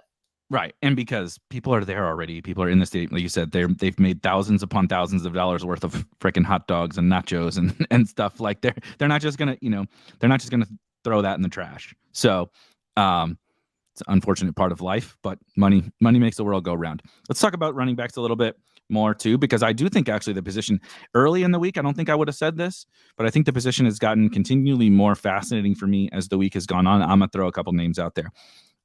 Damian Harris is officially inactive. I don't like the matchup for the Patriots offense against the Bengals. Bengals are a pretty good defense, really underrated defense, I think, in the NFL. But as we've seen with Ramondre, anytime Damian Harris is out, he's a borderline total workhorse. He has had games where he's basically missed one snap. And last week, despite I didn't think he was going to play Ramondre, he still goes out and drops almost 30 fantasy points. Like he's the fulcrum of the whole Patriots offense. And I don't think people are going to play him. He'll pick up a little bit now that Damian's out, but I don't think his ownership's going to get out of hand. I talked about Pacheco, but I think Ken Walker on the other side is super fascinating to me. 6,400 Ken Walker against the Chiefs a month and a half ago would be like at the top of this ownership list. Everybody would be like, he kept scoring 30 fantasy points, having big runs. Everybody was excited for him. And now it's just been kind of an awkward injuries, right? Some bad games. And he's 6,400 and not super chalk. So I really like him. And then someone that Cold Ink in the chat has mentioned here, J.K. Dobbins, in a really good matchup with Atlanta, 5,800 on DraftKings. I don't know what he is on FanDuel. Let me try and pull it up while I'm stalling. 7K on FanDuel, so reasonable there in that Pacheco price range. And he's just so hyper efficient on the ground. And I think that should mostly be the expectation for him on the ground. Not 10 yards per carry like he did last week, but he's always going to project kind of more like Nick Chubb efficiency wise. And they're playing for their playoff lives, man. And they don't have Lamar. It's like, I think any given week he could get loaded up with a few more touches. And so I think that there's 30 in his range of outcomes from fantasy points wise. So just a couple guys that I'm interested in. Any love for those guys? And who else do you have your eye on at running back? I think all those guys are in play. And then I'd also say, I'm kind of talking about fading this the Giants and Vikings game, but I do like the idea of playing Dalvin Cook or Saquon Barkley, especially if you're playing another quarterback, right? Like Saquon Barkley could really throw that game, a little bit of a wrench. Like if he's getting 2 touchdowns instead of like Richie James or Isaiah Hodgins or whoever else, Darius Slayton, whoever else is being played. And so like if you're playing a non-Daniel Jones roster, like sneaking in like Dalvin Cook or Saquon Barkley to flip the game script on that game a little bit makes some sense. I love it. There's some good, we kind of talked about fading that game, but there are some good leverage plays, I think. And oddly enough, I think the 2 running backs are kind of the best. They're not super low owned again, but just lower than kind of all their counterparts in that game. Saquon being the best one, where everybody's going to play Jones and these cheap pass catchers because it does make sense from a projection standpoint. But it's like, well, those other guys are not very good. That Saquon fella, he's pretty good. Now he can be a pivot off of Derrick Henry. He can be a pivot off of CMC. He just fits into lineups as well. I really, really, really like Saquon. If you guys have any running backs, please feel free to toss some questions in there. We'll hit as many as we can. I'm going to throw one more out there because I've just been scarred so many times. I guess I'm used to it, but I would really like to go back to Miles Sanders again this week, despite that god-awful performance last week. That was just so frustrating. But Nick Sirianni did not give him a lot of touches last week. And as anyone saw who played him, 11 carries, did not get his first carry till 6 minutes left in the first half.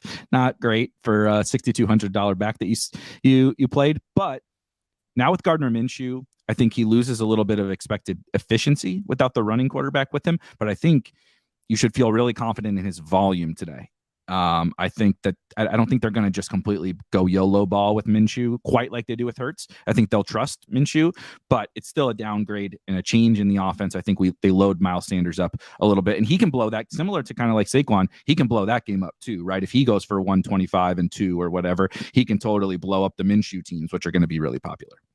Yeah, I always love playing Jalen Hurts, but I usually have a rule that I'm not going to play Hurts and Sanders on the same roster because they tend to be negatively correlated. Like only one of them can get the rushing touchdown each drive. Yep. But now I don't have to worry about Jalen Hurts. And it actually makes a lot of sense that, and I think Minshew's going to get some ownership as well, especially on DraftKings where he's 4,800. So yeah, play Miles Sanders instead. There's actually, like, if Miles Sanders ended the day with 3 rushing touchdowns and breaks the slate, we look back and that was so obvious. Like, why would they? Yeah, why would they just run Miles Sanders all day? Because rather than put the ball in Minshew's hands. So it makes a lot of sense. Yeah, it's one of those where, like, I don't have him in my main team right now, and like you said, it just feels like I'm going to look back in 6 hours or whatever and be like, what were you doing, idiot? Of course, Hurts was out. This is clearly that's what they're going to do. Here's a good question from Jared about DeAndre Swift. I think you tagged DeAndre Swift, I believe, this week. You want to talk about what you like about him in tournaments? Yeah, he's off the injury report. Somebody, I apologize for not knowing who put this out there, but there was a thing about DeAndre Swift when he's on the injury report versus off the injury report, how much better he's done. 9 targets last week, especially on DraftKings where it's point per reception at only 5,500. I think he's a good play. I think he's going to be off people's radar just because he's hasn't been doing as well recently. But yeah, I mean, I think the Carolina defense is beatable. So like DeAndre Swift, I think he's a very good call. I think he's the best running back at that price point. Maybe him or Singletary, but it's very comparable. Yeah, so I'm glad you mentioned Singletary too. It is funny. Singletary doesn't quite fit this narrative, but what I really like to do sometimes as we get to this point in the season is kind of, even though we have this huge sample size, right, and we have projections, we have all these things that I rely upon just like you do, whatever, but you reach this point and the talent and our early season or preseason expectation about players is not their new price. But nothing has, other than, DeAndre Swift being banged up, like you said, and just have, right, they've been in a committee, he hasn't been healthy. He's told us he hasn't been healthy. But, like, we know he's really good. The matchup is good.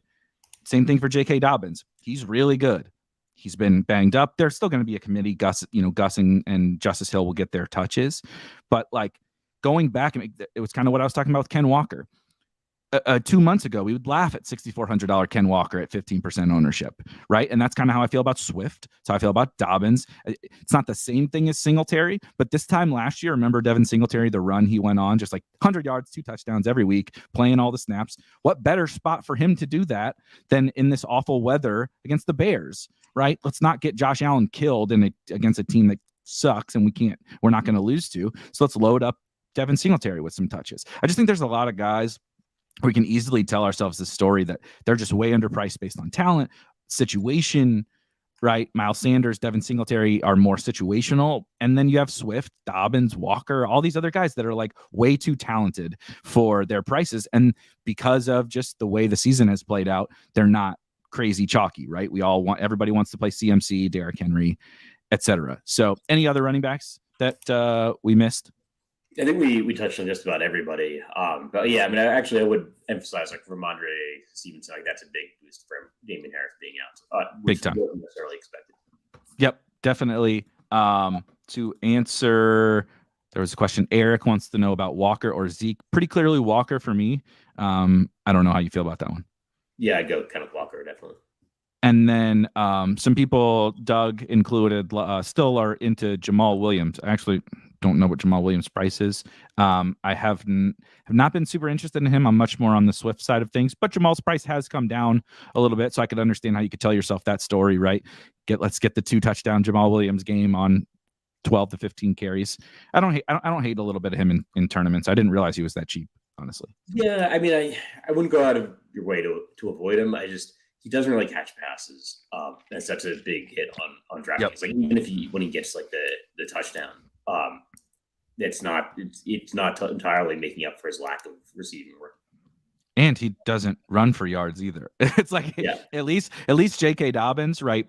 One might say, well, if you don't like Jamal, how come you like Dobbins? Well, Dobbins averages, like 6 yards per carry on the season, really efficient in a really efficient running game. Now, the Lions are a decent running game, but Jamal Williams has not been efficient as a rusher all year. He just gets touchdowns, right? And you're having to rely upon 2 of them, not just 1. You need 2. You need at least 2 of them. And even if you get 2, you could get like 16 points. Like imagine getting the 5K guy who scores 2 touchdowns, and he really doesn't even help you win tournaments. That's kind of what Jamal Williams is to me. Yeah, it's tough, and he's 6,800 on FanDuel, where his scoring is much better because of the half point per reception. That's like a little bit too pricey for me. And like looking, his last reception was week 8. Like on a full point per reception site, that's really tough. It's not really gonna be tough for him to kill your roster. Yep, 100%. I haven't seen Jacob asked with Damian Harris inactive. How much does this boost Ramondre? I haven't seen like the before and after projections, but I'll just say a lot, like a lot. Damian Harris was definitely going to right. Ramondre's been so valuable from a upside DFS play. He's had a good year even when Harris was in there, but he wasn't winning you. Certainly not at 7,100. He wasn't winning you tournaments when Damian Harris was playing because he's more like 60-40, maybe best case scenario 70-30 Ramondre.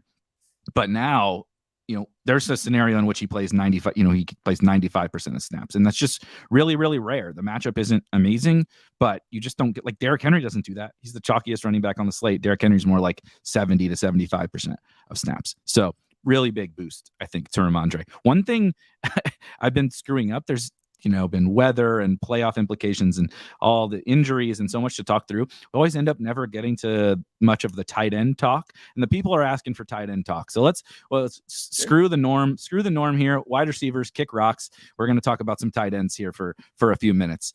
I want to lead with not Travis Kelce. I actually want to lead with Dallas Goedert because he's going to be so popular, but what do you think about a guy like that that's coming back at a pretty good price? We could kind of similar to the Miles Sanders thing. We could tell ourselves a story in which, well, Minshew's not the downfield passer like Hurts is, so maybe this is the Goddard time. It's in a game we really like, no weather concerns, and his ownership isn't running away from us. He kind of just jumped out to me this week as if his ownership stays in check, maybe my favorite tournament play at tight end. What do you think about Goddard and then any other tight ends? Yeah, I mean, I love Goddard. I don't think he's going to be sneaky. I think he's going to be highly owned. I think he's had a big game with Gardner Minshew before. Yep. So he's definitely in play, and especially if you're playing a Gardner Minshew 4,800 roster, then yeah, absolutely go ahead and pair him with Dallas Goedert, run it back with like CeeDee Lamb. But I don't think you need to go. I don't think he's like a gimme. Like you absolutely have to play Dallas Goedert. Like Dalton Schultz is really well priced on, especially on DraftKings, 4,200. He should be much more expensive. Travis Kelce is a guy that can always break a slate. And George Kittle, somebody I'm a little bit interested in. I think I've got both of them tagged there. His splits with and without Deebo Samuel are incredible. And it makes sense that like with Brock Purdy starting for San Francisco, that they would want to have him, another good receiver.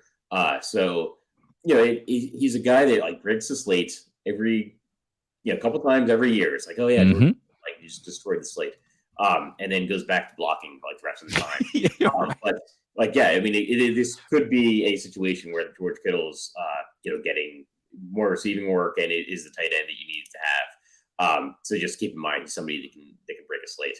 But yeah, there's a lot of good tight end options, and then TJ Hawkinson as well. In that, if you are stacking that Minnesota Giants game, I think he's going to be the tight end that pops for you, or Daniel Bellinger, on the Giants side. I like Bellinger. I was really hoping Bellinger would stay a little bit lower around. He's just gradually continued to creep up like every freaking giant over this entire week. But I do think, again, similar. I agree with you that like if I'm looking at these two guys next to each other, I don't think Bellinger runs away from you at this like 11%. Like it's maybe 11. I don't think you're not going to flip over the cards and see 25% Daniel Bellinger. You might flip over the cards and see 25% Dallas Goedert. Is how I would kind of view my expectations for the ownership there. I don't really have a ton of tight ends to add. I'll add Noah Fant just as a, if you're not using Travis Kelce in like a game stack of that game, maybe you're playing Geno and you want to attach on another guy. You don't have maybe both of Metcalf or Goodwin or whatever. Noah Fant finally popped up for a pretty good game last week. He's banged up, but he's a little bit more of that typical receiving tight end, right? As opposed to Will Dissly is a little bit more of the blocking tight end. And if this game goes according to plan, where the Chiefs, we thought that last week against the Texans and didn't quite go this way, but if the Chiefs are able to, get out ahead here, I think Noah Fant could pop a little bit. And then I'd be remiss, I guess, if we didn't at least mention Mark Andrews at 5,500 and 4% owned. It looks bleak, man. I'm not going to sit here and tell you a fake story about, oh, he really actually has been awesome, but it's just been bad luck or whatever. I mean, Tyler Huntley's in there. They're not really throwing a lot, and he hasn't been very good, so I don't have high expectations. But I just think if you erase it all, kind of like the Swift thing, is like erase what you just saw for the last 2 months and say Mark Andrews, 5,500, 4% against the freaking Falcons. Like I think it's a decent tournament play. Now I say this all, and I'm probably not playing him, at least on my main team. But I think if you said I have conviction about Mark Andrews, I can't really totally argue with you at tight end. Yeah, and just something else to throw out there. Devin Duvernay went on IR. Yep. So that's one less receiver for them, and maybe Isaiah Likely in play as well. True. Good call. I like the Likely thing. I probably like Likely a little bit more than even Mark Andrews when we start to factor in price and everything. It's bleak in old Baltimore when we are getting DeMarcus Robinson mentions in the chat. I will say it's funny that, like you said, obviously Rashad Bateman's been out, and now Devin Duvernay is on IR. We're all rushing. I don't mean we as in us, but everyone is rushing to go play these Giants guys. And they really don't throw a lot either, the Giants. I know Baltimore definitely doesn't. And I'm not saying these guys are as good of plays as the Giants, but I don't know, man. They don't have any wide receivers either. It's DeMarcus Robinson, Deshaun Jackson. I do think Sammy Watkins is active. I guess we're probably expecting him not to play. He might play, so I don't think I want to be playing Andy Isabella or James Prochet, but I don't know, man. Deshaun Jackson and DeMarcus Robinson are going to be out there running the same amount of routes as Richie James, and nobody's playing those guys. So I don't think it's the craziest thing as a last man in a tournament or something. It's Atlanta tends to slow the game down a little bit. So that's not a game that's really high on my radar. No. But yeah, I think you brought up some good points that comparable to Richie James. These guys are certainly in play. Yeah, if you're going to go there. Right. I remember, I think you had tagged a guy who we would have probably been talking about if the weather wasn't so bad, but Rashid Shaheed for the Saints. And I think the Saints guys also at wide receiver. Again, if you're willing to say, maybe the weather is not that bad and you want some wide receivers, actually I think the Saints would be better than the Ravens. And honestly, they would all be better than the Giants if there was not weather in this game. Shaheed would be better than any of the Giants wide receivers, in my opinion. And Callaway, Traquan, these guys would be better plays than the Giants guys, or at least the same level of play as the Giants guys if there wasn't weather. So if you're willing to say, whatever, I'm going to fade that whole weather situation, I think that, Shaheed has a monster upside, monster upside. It's just about the weather for him. I actually really like Shaheed as a play because he's not a guy that's getting the long throw, 80 yards in the air or whatever. I think he's a guy that's taking a screen pass to the house. Why can't he do that in cold weather? Yeah, 100%. He's just faster than everybody else. So yeah, he can run past them in cold weather as well as hot weather, as well as indoors. So yeah, I like Shaheed as a play. I love it. I think that was the guy who, when I mentioned earlier that you had some fun takes that were fading the weather, I think it was Shaheed. I mean, he may be a lock button for me if that weather wasn't so bad. And so that kind of tells you, I think, the expectations of him as how strong of a play he was. Obviously got a little weather. That's up for each individual person to decide how much you think that weather impacts you in terms of your exposure to him. Good call from Jacob. one last tight end, Dawson Knox. And he has been, I believe it's 7 and 8 targets the last 2 weeks. Small sample, but over that little stretch has kind of been their number 2 to Stephon Diggs in the passing game. That comes and goes with Dawson Knox. I'm not going to sit here and say, he's taken over any particular role. But again, if the weather holds up there, 7 and 8 targets in the last two weeks, 98 yards and a touchdown last week against Miami. If you're going to dabble in some Josh Allen stacks, you're already going to get super low Josh Allen ownership. Might as well attach on that tight end and say, nobody's playing these guys. Let me get my also correlated unowned tight end against the Bears. The Bears are a dream matchup for everybody. It's just, again, the weather is keeping people off of the Bills. Let's see. Dotson. What do you think about Jahan Dotson? Ink Magma. And what about that game? Let's talk about that game also briefly, because you mentioned Kittle, CMC. But any interest in Dotson or the Washington side, and then what's your favorite way to attack the Niners? So I think Dotson's way more in play on DraftKings than on FanDuel, because you see that a lot with like these sub 4,000 wide receivers on DraftKings. Like the FanDuel pricing just doesn't go down that low. But he's a guy that's been seeing more work lately. So like on DraftKings, I do like him, especially as somebody that you compare with like Christian McCaffrey, because I think McCaffrey's obviously can see a lot of ownership. But you could play for that game to have a little bit of a higher total, and maybe McCaffrey's getting more passes. Let's say Jahan Dotson gets the first touchdown of the game. Maybe that's leading to a couple more McCaffrey receptions, or just vice versa. The Washington's having to throw the ball a little more if McCaffrey gets 2 touchdowns. So I like Dotson as a play. He's a rookie, highly drafted rookie. Like they always come on as the season goes along, and Dotson in particular had some injury issues mid-season, but he was somebody that they were high on at the beginning of the season. He's been doing well lately, and now he's perfect, kind of good spot for him. The San Francisco defense isn't a defense you want to attack, but at 3,900 on DraftKings, I think he's a really good play.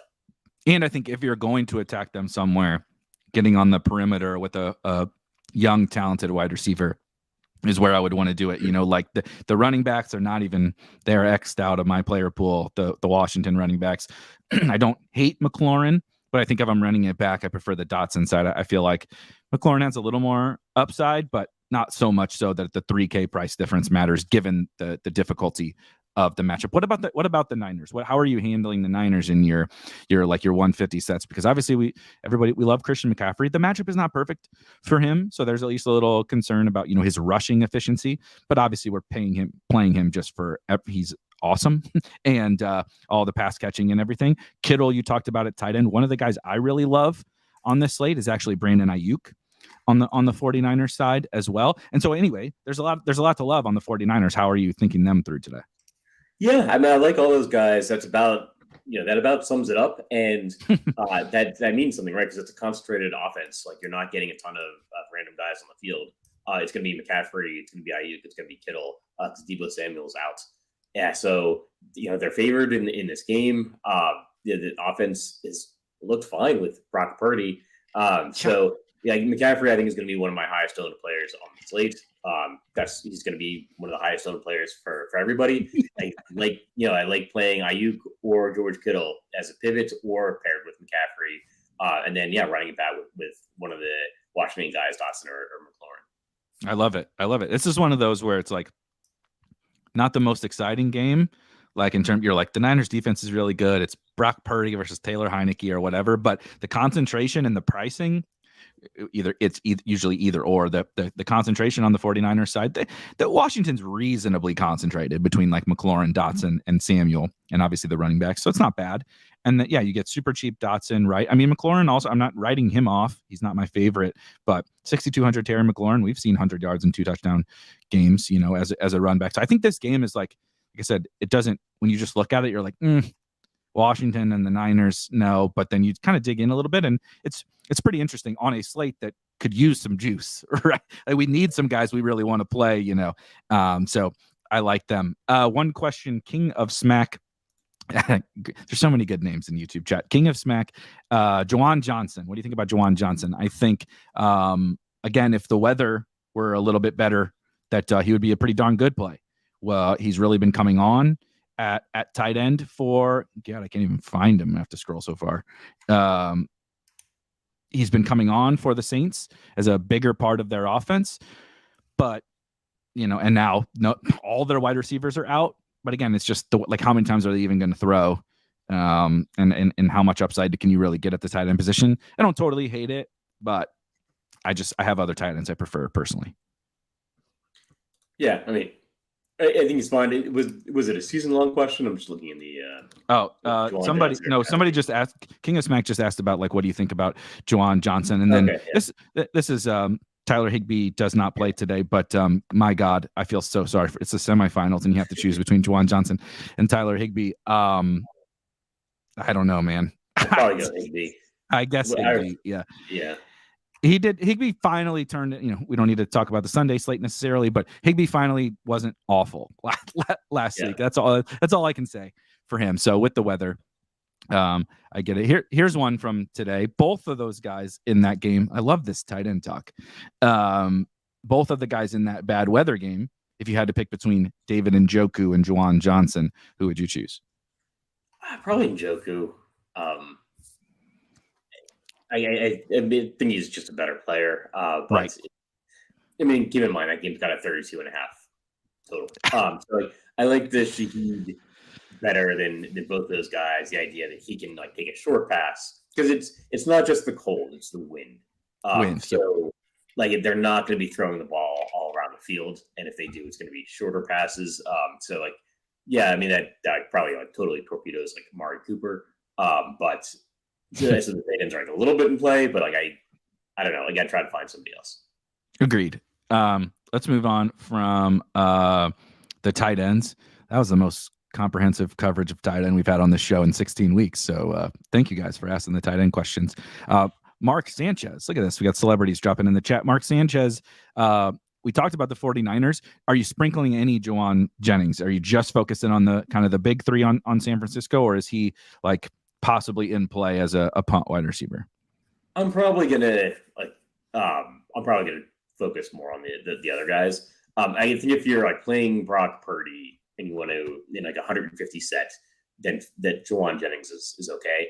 But there's no like that game's got a 37.5 point total. I mean, it's 13 less than the Chiefs and Seahawks, 10 less than Philly and Dallas, 12 less than the Giants and Minnesota. So like I think McCaffrey is definitely in play because like he can get a huge chunk of the yards from that game, and then running him back with somebody or playing Kittle as a pivot is fine.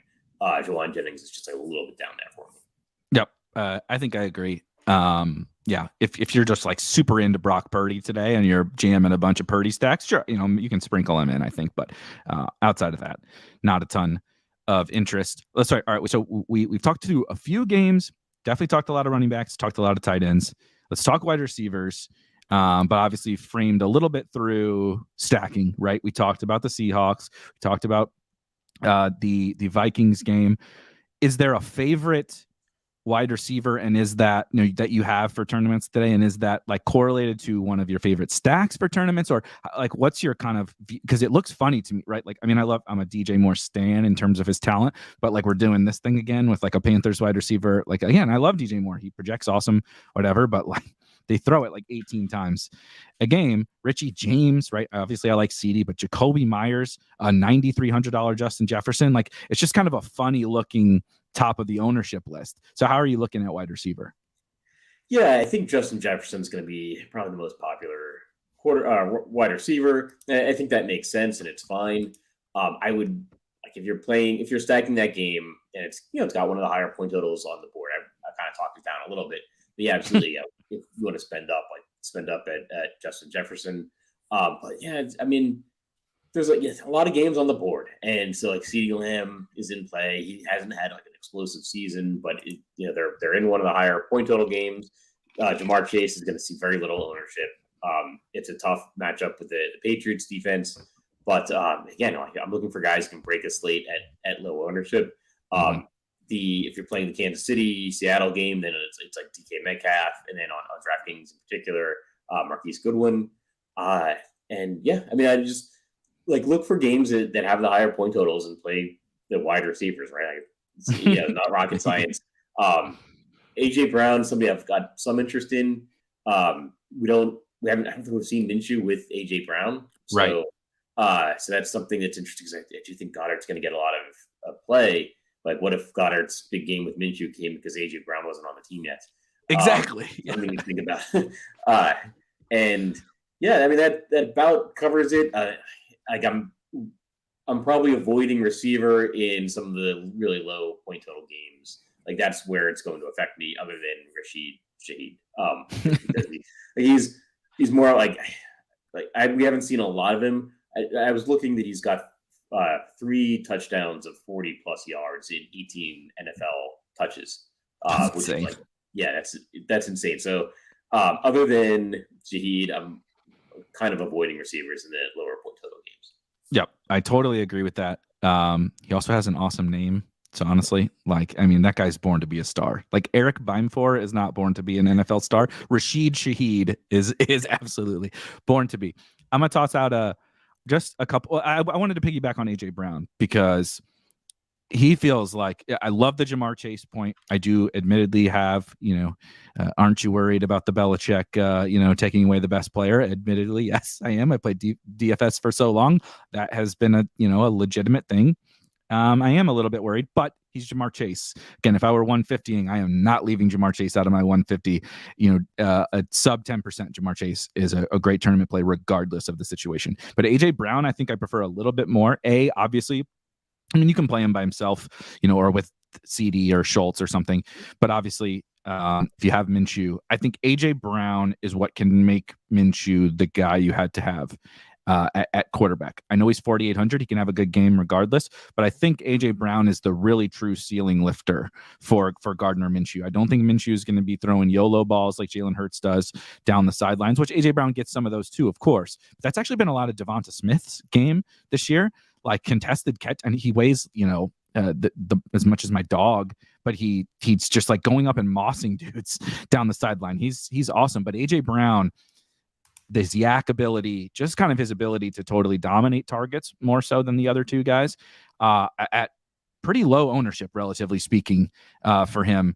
I'm pretty into him in tournaments. Probably, like I said, a little more so in Minshew stacks, but pretty into him in general. Mentioned Brandon Ayuk. He's definitely one of my conviction plays today. And just kind of all the stars aligning for McCaffrey is also probably my favorite running back, not considering price. But Ayuk is like, dude, if we just had gotten this first game without Debo, Ayuk's projections would probably be really strong because we'd be like, they don't have any more wide receivers.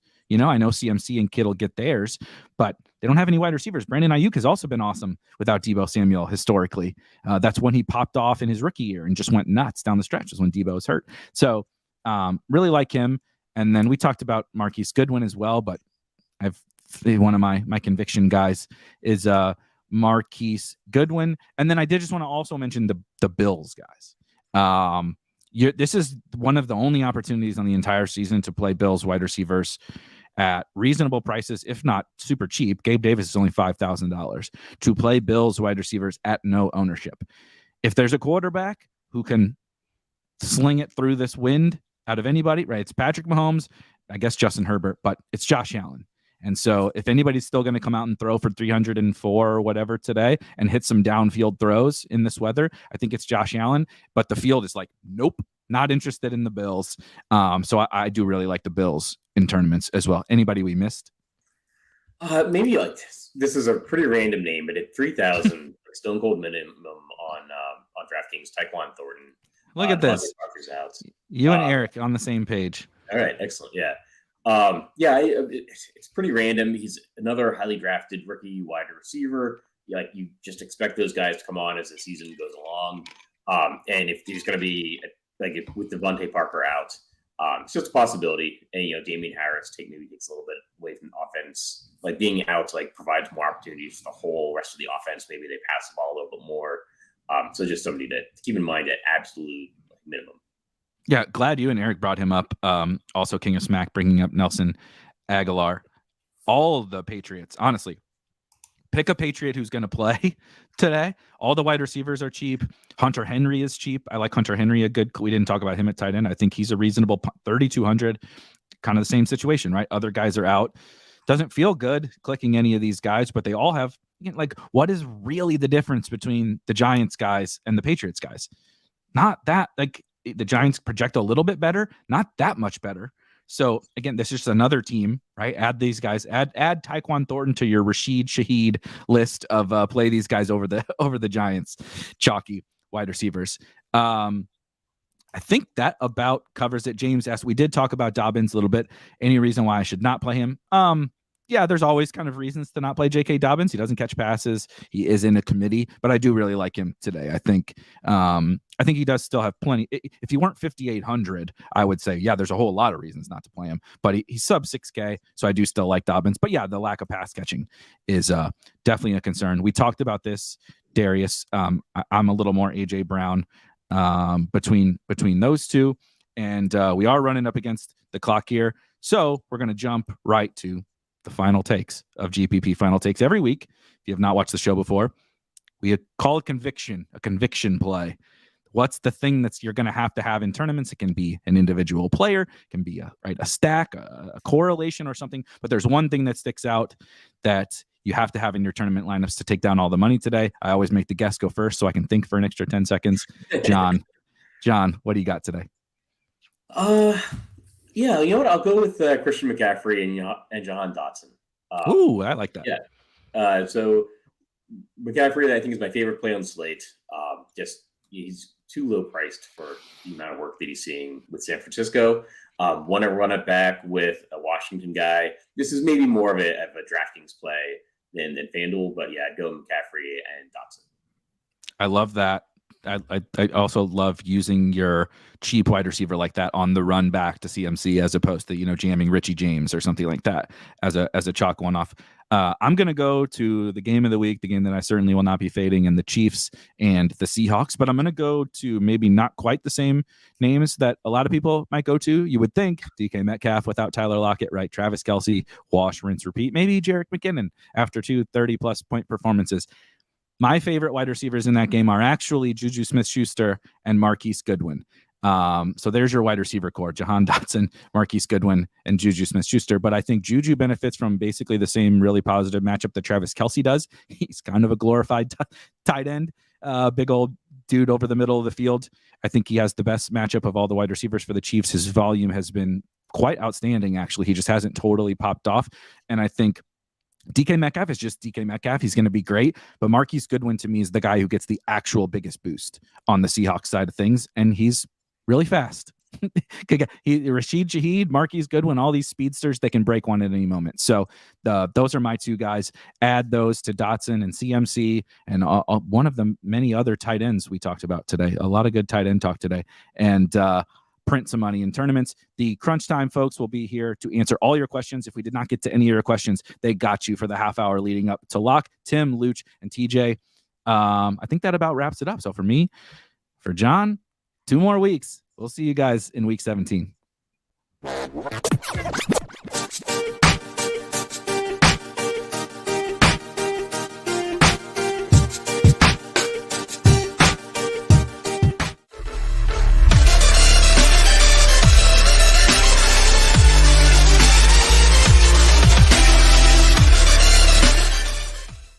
here back in the Fantasy Bar with your pints and picks for Week 16, presented by BetMGM. Use promo code GRINDERS for a risk-free bet up to $1,000. The first pick for you, the Chicago Bears, plus 8.5. Now, nasty weather expected in Chicago. I think it's really going to affect the Bills' passing game. Both these teams are going to be able to get it done on the ground. Buffalo just 2-6 against the number over their last 8, just 5-8-1 against the spread on the year. And big money coming on the Chicago side. I'm with the money. Take the points. Next pick for you, Pittsburgh. minus 2.5. Now we have the 50th anniversary of the immaculate reception and fortunate passing of Franco Harris. I think Pittsburgh going to be fired up for this one. I think it's a letdown spot for the Raiders after that crazy victory last week against New England. Pittsburgh 4-0 against the spread against teams with losing records. Vegas, 58% of the bets. The money rolling in on the Pittsburgh side, 63%. I'm with the Steelers, minus 2.5. That'll do it for Pints and Picks for Week 16. Happy holidays, Merry Christmas from BetMGM. I am Beer saying salut. Best of luck this week, and we'll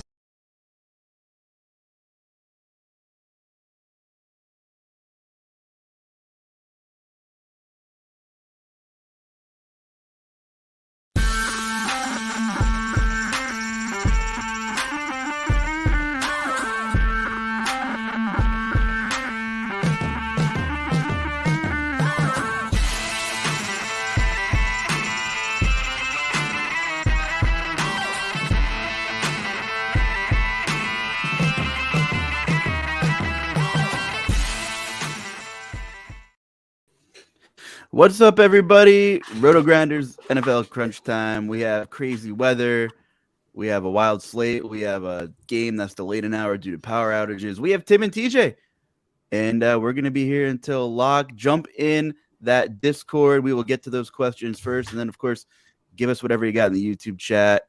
Hit that like button. I'm sure you'll hear TJ say that about 25 times during the show. But first 400 people watching TheLuuch. We need 100 likes on the YouTube chat before we start going to questions over there. Yeah, whatever, TJ. Anyway, Tim, how are you, buddy? Good. How are you doing, Luch? It's good to finally do a show with you. I haven't done one with you for quite a long time, so it's good to be on air with you. It's been a minute. Good to see you. Happy holidays, everybody. And PGA is kicking back up soon, so if you want to see some stuff, Tim's going to be writing. Check out scoresandodds.com. A nice little hiatus for you from PGA, though. A little break, hit the reset button, and then you're grinding for like 11 months again, right? That's right. That's right. Yeah, we start back up on the January 5th, I think, is the next tournament. So looking forward to it. Cool. TJ, I'm just kidding. Happy holidays, buddy. How you doing? Long time no see. Luch, it's Tim's excited to have a show with you because it's been a while. I am sick of you because it has been we've been hanging out too much lately. You know, we've been texting, we've been doing shows together. No, I'm just kidding. I'm ready to dive into this slate. We got a fun one, like you said, lots of weather and heck, PGA around the corner. I'm excited for that too. Real quick, scoresandodds.com, #1 place, all things sports betting related. Check out Parlay IQ if you're into same game parlays. It's going to change the way you're betting those things. Correlations, game simulations, right at your fingertips.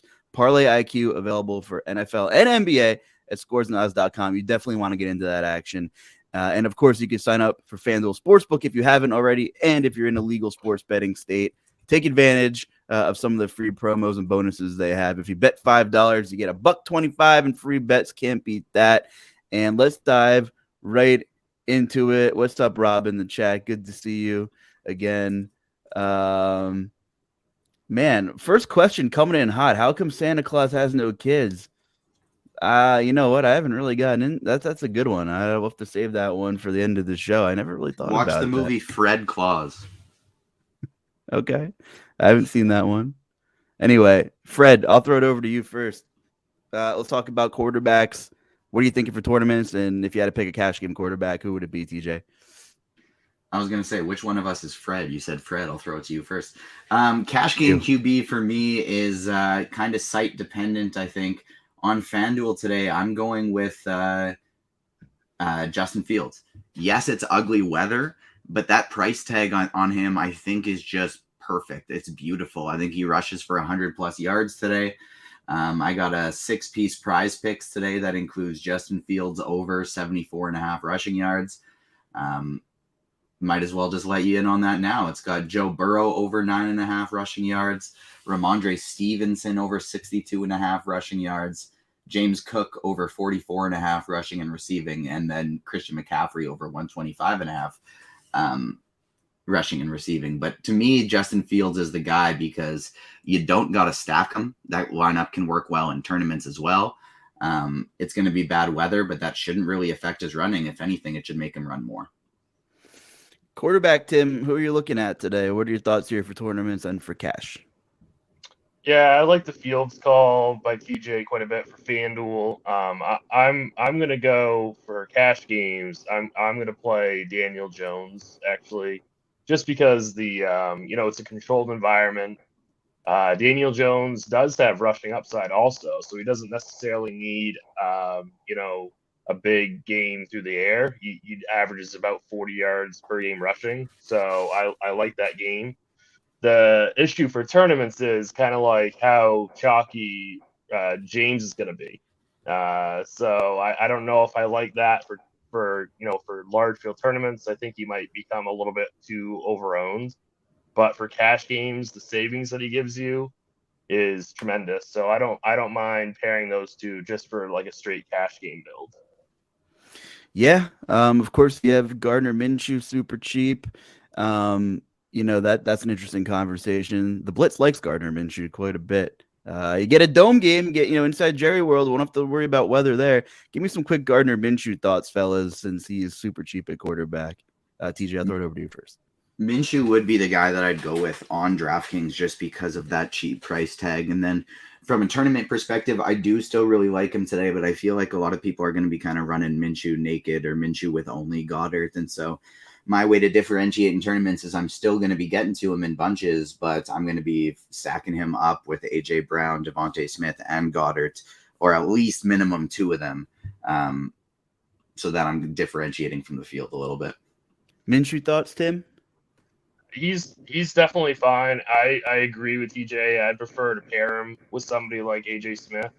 I think Goddard might become a guy that gets kind of steamed a little bit.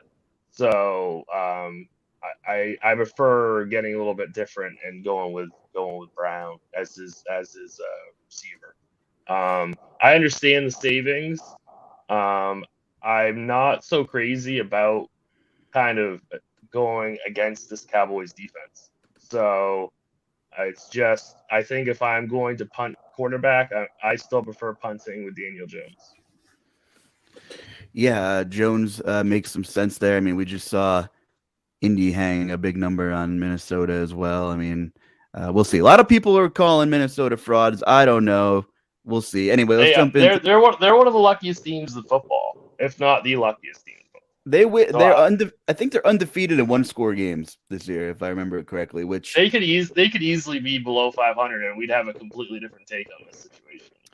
Hey, they're winning football games, and you know what? Let's just move on to running back because we could probably talk about the Vikings for an hour. But since it's 12:37, hit that like button and get in the RotoGrinders Discord as well. Running back McCaffrey in a good spot. He's absolutely dominating. Derrick Henry, of course, against Houston, and a ton of different ways that you could choose to get some leverage here at running back. TJ, talk to me here. Who do you like? Christian McCaffrey is my top back on the slate by far. I'm still probably going to get even or a little bit under on Derrick Henry today. You've talked me off of him, Luuch, and so if he explodes today, it's all on you. If I lose money, it's 100% your fault. And so don't fade him. I'm not fading him. I'm going to get about 15% Derrick Henry, I think, because I'm going to end up getting about 70% Christian McCaffrey today. I just love with all these early games, you get him in the late night hammer. Not late night, afternoon hammer, and he's such a strong play today. Should be a lot of offense and touches going his way. And so I'm still going to get me about 15 to 20% Derrick Henry. Kenneth Walker is my third favorite guy today. And then from there, I'm just going to be differentiating 5 to 15% of a bunch of different guys. I'm just waiting for my newest build here to finish up. And done. So looking at this thing, believe it or not, like one of my highest owned running backs, that scares me a little bit, but we need value. And I think he fits well in this weather spot is James Cook. And so I'm getting to a lot of James Cook today. That's going to be my big tournament stand.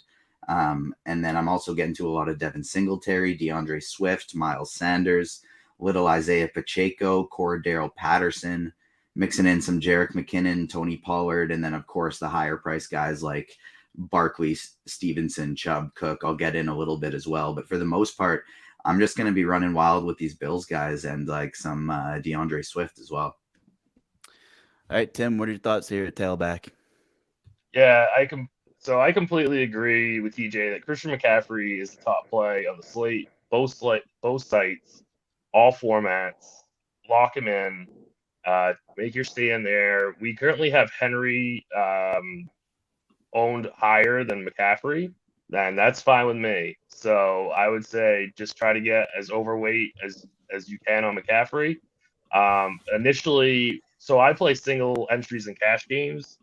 Initially, I wanted to go McCaffrey and Henry, but I decided I had to sacrifice too much in the wide receiver position. So I've decided that I'm going to go McCaffrey and then Stevenson and Dalvin Cook. And also, it gives me a little bit of, getting away from some ownership that's going to get really concentrated in single entries. So I'm electing to fade Henry also. That's on DK. I do have McCaffrey and Henry both on FanDuel, however. But on DK, I have McCaffrey, Stevenson, and Cook. don't look now. Jerick McKinnon has out-snapped Pachenko the last 3 weeks. I have an uncomfortable amount of Jerick McKinnon today, but I'm okay with that. I really like that game quite a bit. It made me feel a lot better after I heard Erik talking about that game on the last show. And we'll talk about some cheap receivers in a second because there are a lot of cheap receivers this week, just very volatile. And I'm curious to hear your takes on the cheapies. But I do have a lot of McKinnon. I'm waiting on that DeAndre Swift game. I don't know when we're going to get it. But Nick Chubb's a guy I'm easily overweight on. In a game with the lowest total in 14 years, I think. It is cold as hell there. But like the Browns are built to want to win football game this way. And the Saints front, I mean, TJ, the Saints front seven hasn't been as efficient against the run this year as it was the last couple of seasons. So I kind of like Nick Chubb. Anything else on running back, or should we move on, guys? I don't know if TJ mentions J.K. Dobbins on his tournament takes, because I like him quite a bit. I know that he kind of may or may not have some injury issues, but Kenyon Drake's not active, and I think that this is another good spot for him to break, the 100-yard bonus. And at under 6K, I think that he's a really, really good play for tournaments. And I think that you could play him in single entry cash type lineups also, because if you go the expensive all three running back type route, you have nothing left for like your stud wide receivers. So like if you want to get up to a Justin Jefferson, who we'll talk about, you're gonna have to punt somewhere with this like McKinnon Dobbins type area. Cool. Let's move on to receiver. And there are a lot of cheap options. We know there are some giants. We know Shaheed is a name that's been floating around for tournaments. We heard about some interesting Patriots for tournaments in the last show as well that are also cheap. What are we thinking here? Are we looking for some value? I have a decent amount of Marquise Goodwin without Tyler Lockett. We'll see what happens there. I just really like that potential game environment collectively. Of course, Metcalf. I see a lot of expert tags on him, a lot of expert tags on St. Brown, and what else do you have to say about Justin Jefferson at this point as well? So, TJ, talk to me about some high-end guys you like, and who are your value pieces? Justin Jefferson is going to be by far my highest owned receiver today. And then outside of that, I'm really just looking to be doing some stacking in all of my lineups that aren't Justin Fields lineups. So getting my Juju Smith-Schuster and the Chiefs cheapies in with Patrick Mahomes, getting my Gabe Davis, Diggs, and Isaiah McKenzie in with Josh Allen, AJ Brown, and Devontae Smith in with Gardner Minshew. And then in terms of value, I think I'm going to try and get underweight on these Giants guys in tournaments when I'm not playing Daniel Jones. When I am playing Daniel Jones, I'm going to be full stacking. Make sure I'm in all my Daniel Jones lineups. I have at least 2 of his pass catchers, sometimes even 3, because otherwise I'm just going to get way too much Daniel Jones. And so I'm looking to get underweight on the New York guys outside of that. And then the other players I'm looking to get some value are, my favorite value is going to be Marquise Goodwin. But then I'm going to get to a little bit of the Patriots receivers, a little bit of the Bears receivers, a little bit of the 49ers receivers. Like, as gross as that sounds, I think they're going to be necessary for me today. Tim, thoughts? Yeah, so my primary spend up at the wide receiver position today is going to be DK Metcalf. I'm just going to take the chance on, I'm going to take the chance that Minnesota, Dalvin gets the production, the big, the TDs through the ground, and it's not going to be Justin Jefferson. Just the way that I built my single entry team, it's tough for me to get everybody I want, so I had to sacrifice Justin Jefferson. That obviously feels super uncomfortable, and that could end up being a disaster. But I'm going to lean on DK Metcalf today as my primary spend at wide receiver. I really like this tag that was written in our HQ about Richie James Jr. It says valuable to cash game lineup construction, fine, possibly even preferred tournament fade. Well, that's tough for a guy like me who makes one team. So, because I also like Daniel Jones today. So I am considering, I haven't made up my mind about Richie James. I'm probably gonna eat the chalk. I don't mind getting a little different and going with like a Hodgkins or a Darius Slayton just to get different within that giant stack. If you made your team Slayton, Hodgins, and Bellinger, run it back with Jefferson on the other side. Make sure you get your McCaffrey in there. Like that, I think is a beautiful tournament. Is you get a full stack with Daniel Jones, you fade Richie James. Like that has so much upside. Yeah. So the only problem, see, I was tinkering with that same kind of idea. The only problem is like Daniel Jones can do things with his legs. So I don't know if I need to do like a Daniel Jones double. But so I was thinking more of like doing a Daniel Jones skinny, but just in a different way. Think of how many people are doing that. I guess a different way, it'll be less. It'll be less for sure. It'll be less because most people are going to do a skinny with Jones with Richie and James. Yeah. So, and you know, I'm not playing against 100,000 people in these contests, so I don't need to get as off the board. But yeah, if I'm in like a MME setting, then I think that your strategy is much more relevant and correct. It's just that you know, James is the interesting and difficult decision point. But if you are strictly just playing cash games and just need to beat, you know, 52% of the field to double your money, then I think that he's a completely fine play. Yeah, in that game for tournaments, I don't mind taking a crack at KJ Osborne for large field tournaments, but I only want him in lineups where I have Giants. Like I don't want him floating in or Kirk Cousins, because I do have some Kirk Cousins. So like I don't want him floating in the DFS player pool abyss with, you know, no correlation. I could say the same. Like if this Chiefs game stinks, I'm gonna have a bad day. That's all there is to it. I have so many pieces in this game. You know, I have a little bit of Sky Moore. You know, I haven't played him much this year, but he's not playing snaps. Same for Valdez-Scantling. Like 29 and change point totals, like 3 or 4 points higher than any other game on the board. I want some of these big splash play guys in this game, and I want it on both sides. I do have some Geno Smith in my pool as well, you know, because I have a decent amount of good ones. So I'm not sure if I would play Valdez-Scantling and Sky Moore in the same team, maybe separate a build rule, but like I'm not just dismissing anybody on Kansas City that has big play potential. So that's they have an over 30 point total in this game, which on this split on this. Yeah, I think so. Yeah, it was 29 something late last night when I was doing some tinkering. I saw 30.5. So that's a good segue. Good segue, Tim, because Travis Kelce has the highest ceiling at tight end.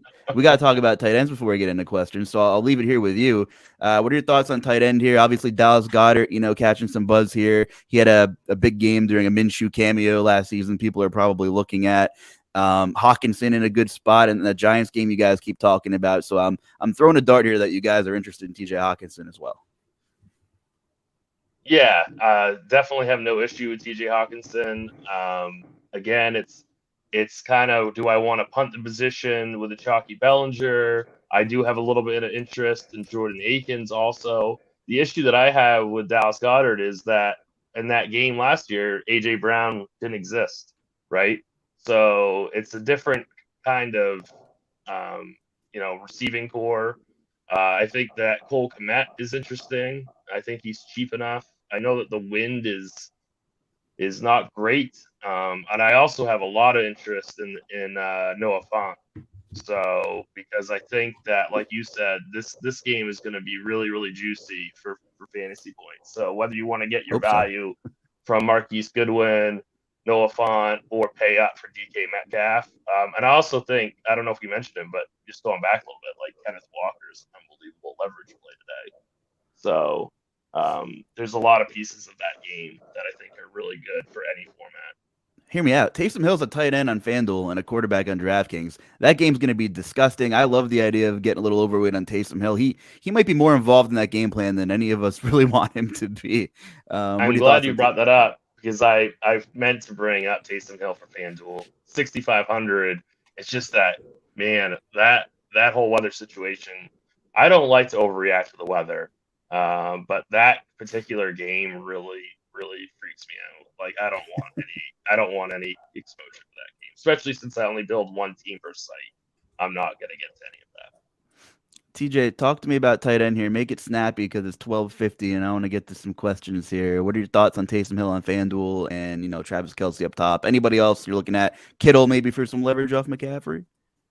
So the weather is actually exactly why I do like Taysom Hill, because I just feel like we could see multiple drives or even the second half where the Saints just do something similar to what the Jets did last week and see a starting QB. Now, Dalton's not as bad as Zach Wilson, but throw Taysom Hill in there, and it's so hard to throw. So why don't we just have our running QB run the offense?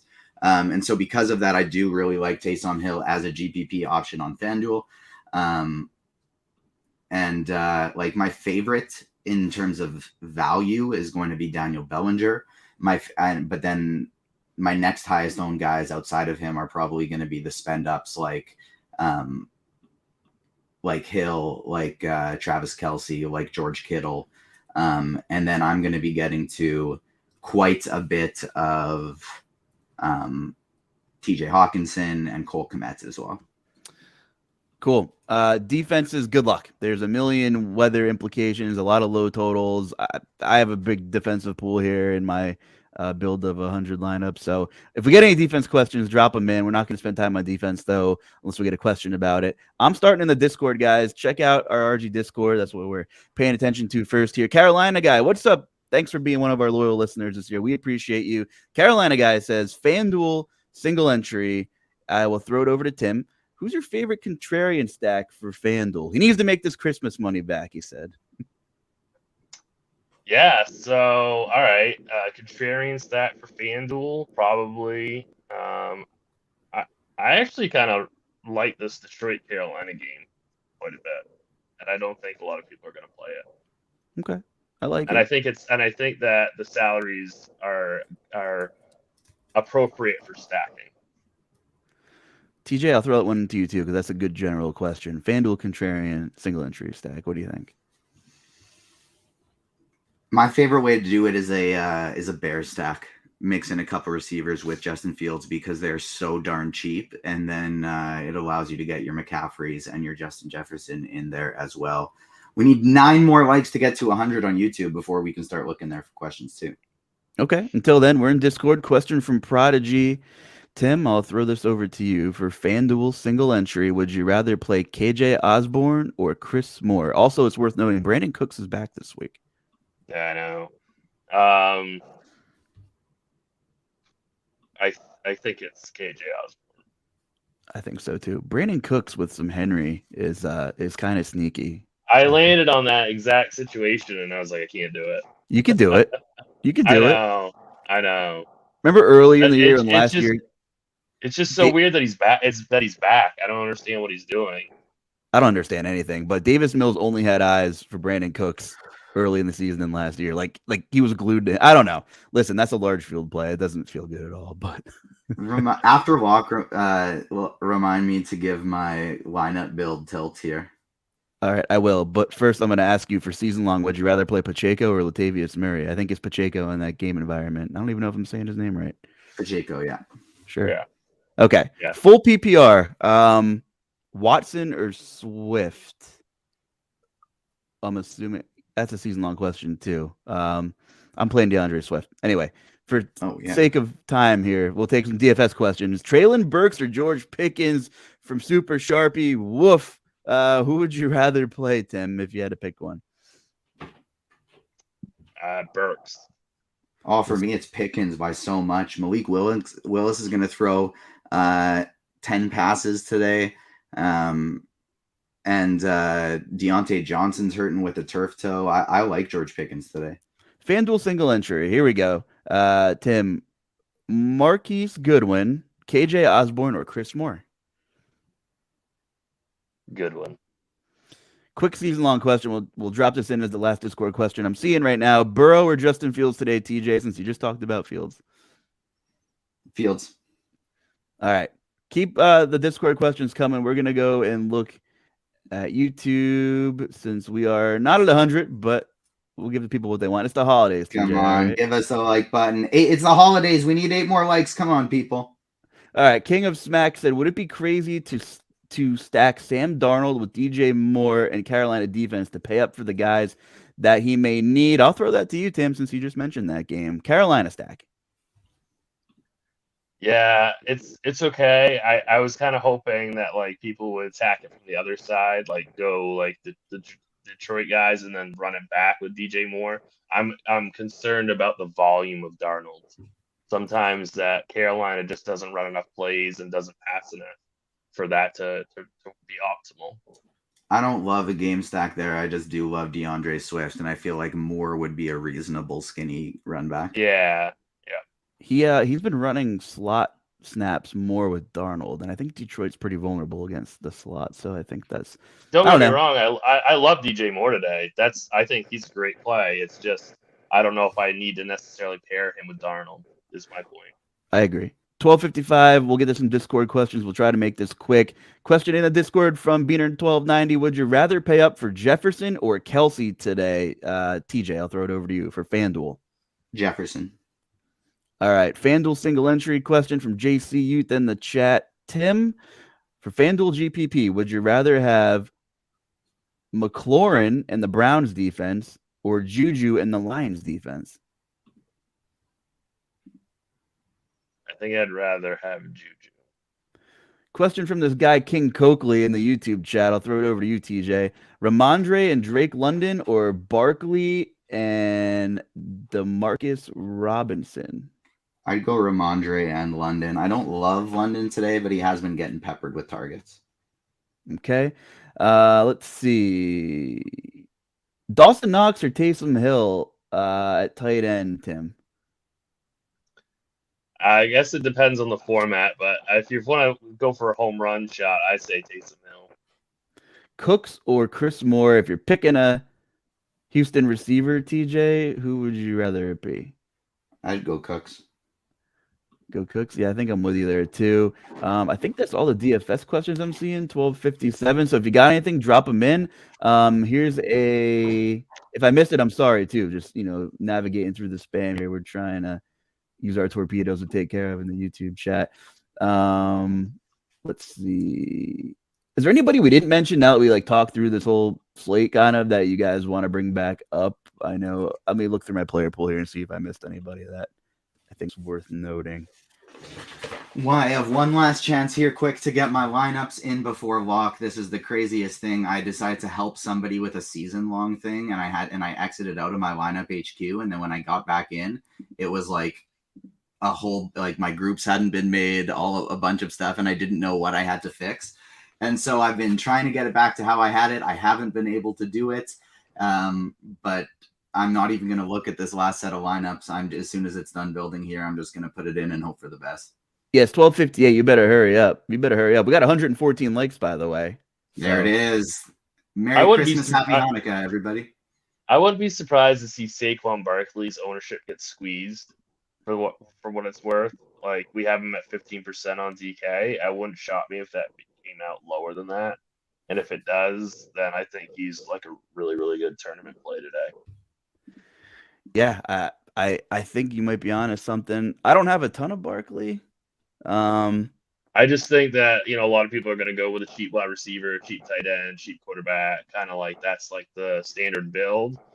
Run it back with Dalvin or Justin Jefferson, and then all of a sudden Saquon's left there. And of course now we have Ramondre Stevenson who's picking up steam, who's taking ownership away from somebody like Saquon. So I think Saquon becomes kind of a forgotten entity on the slate. Thoughts on Kenneth Walker today? Anybody want to run some thoughts back quick in the next 30 seconds? I like Kenneth Walker quite a bit. Yeah. Pretty good game environment. Hopefully. We'll see. 12:59. Make sure you hit that save button or whatever you're working on. Lineups are in with 8 seconds left.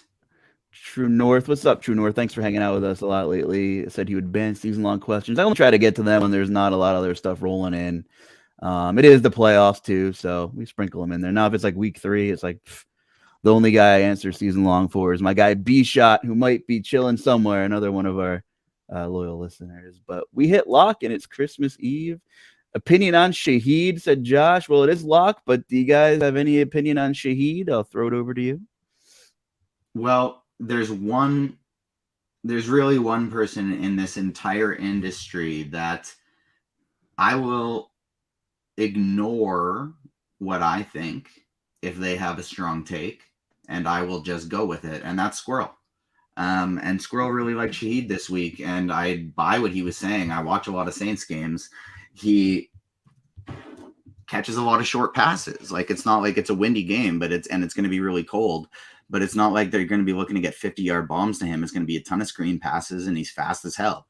And so he can still run by guys even in the cold. And so I'm definitely getting to some Shaheed as a value today. I like him even better on DK than I do on FanDuel. But I did still end up getting about 15% of him today just because I'm jamming in as much Jefferson and McCaffrey as possible.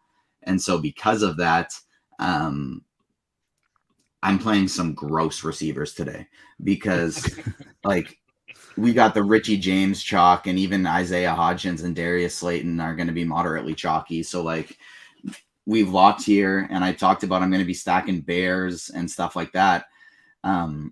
I didn't get to adjust my last thing here before lock. Like it's in. This Bears game has locked now. I ended up getting 13% Dante Pettis, 8% N'Keal Harry, 5% Velus Jones Jr.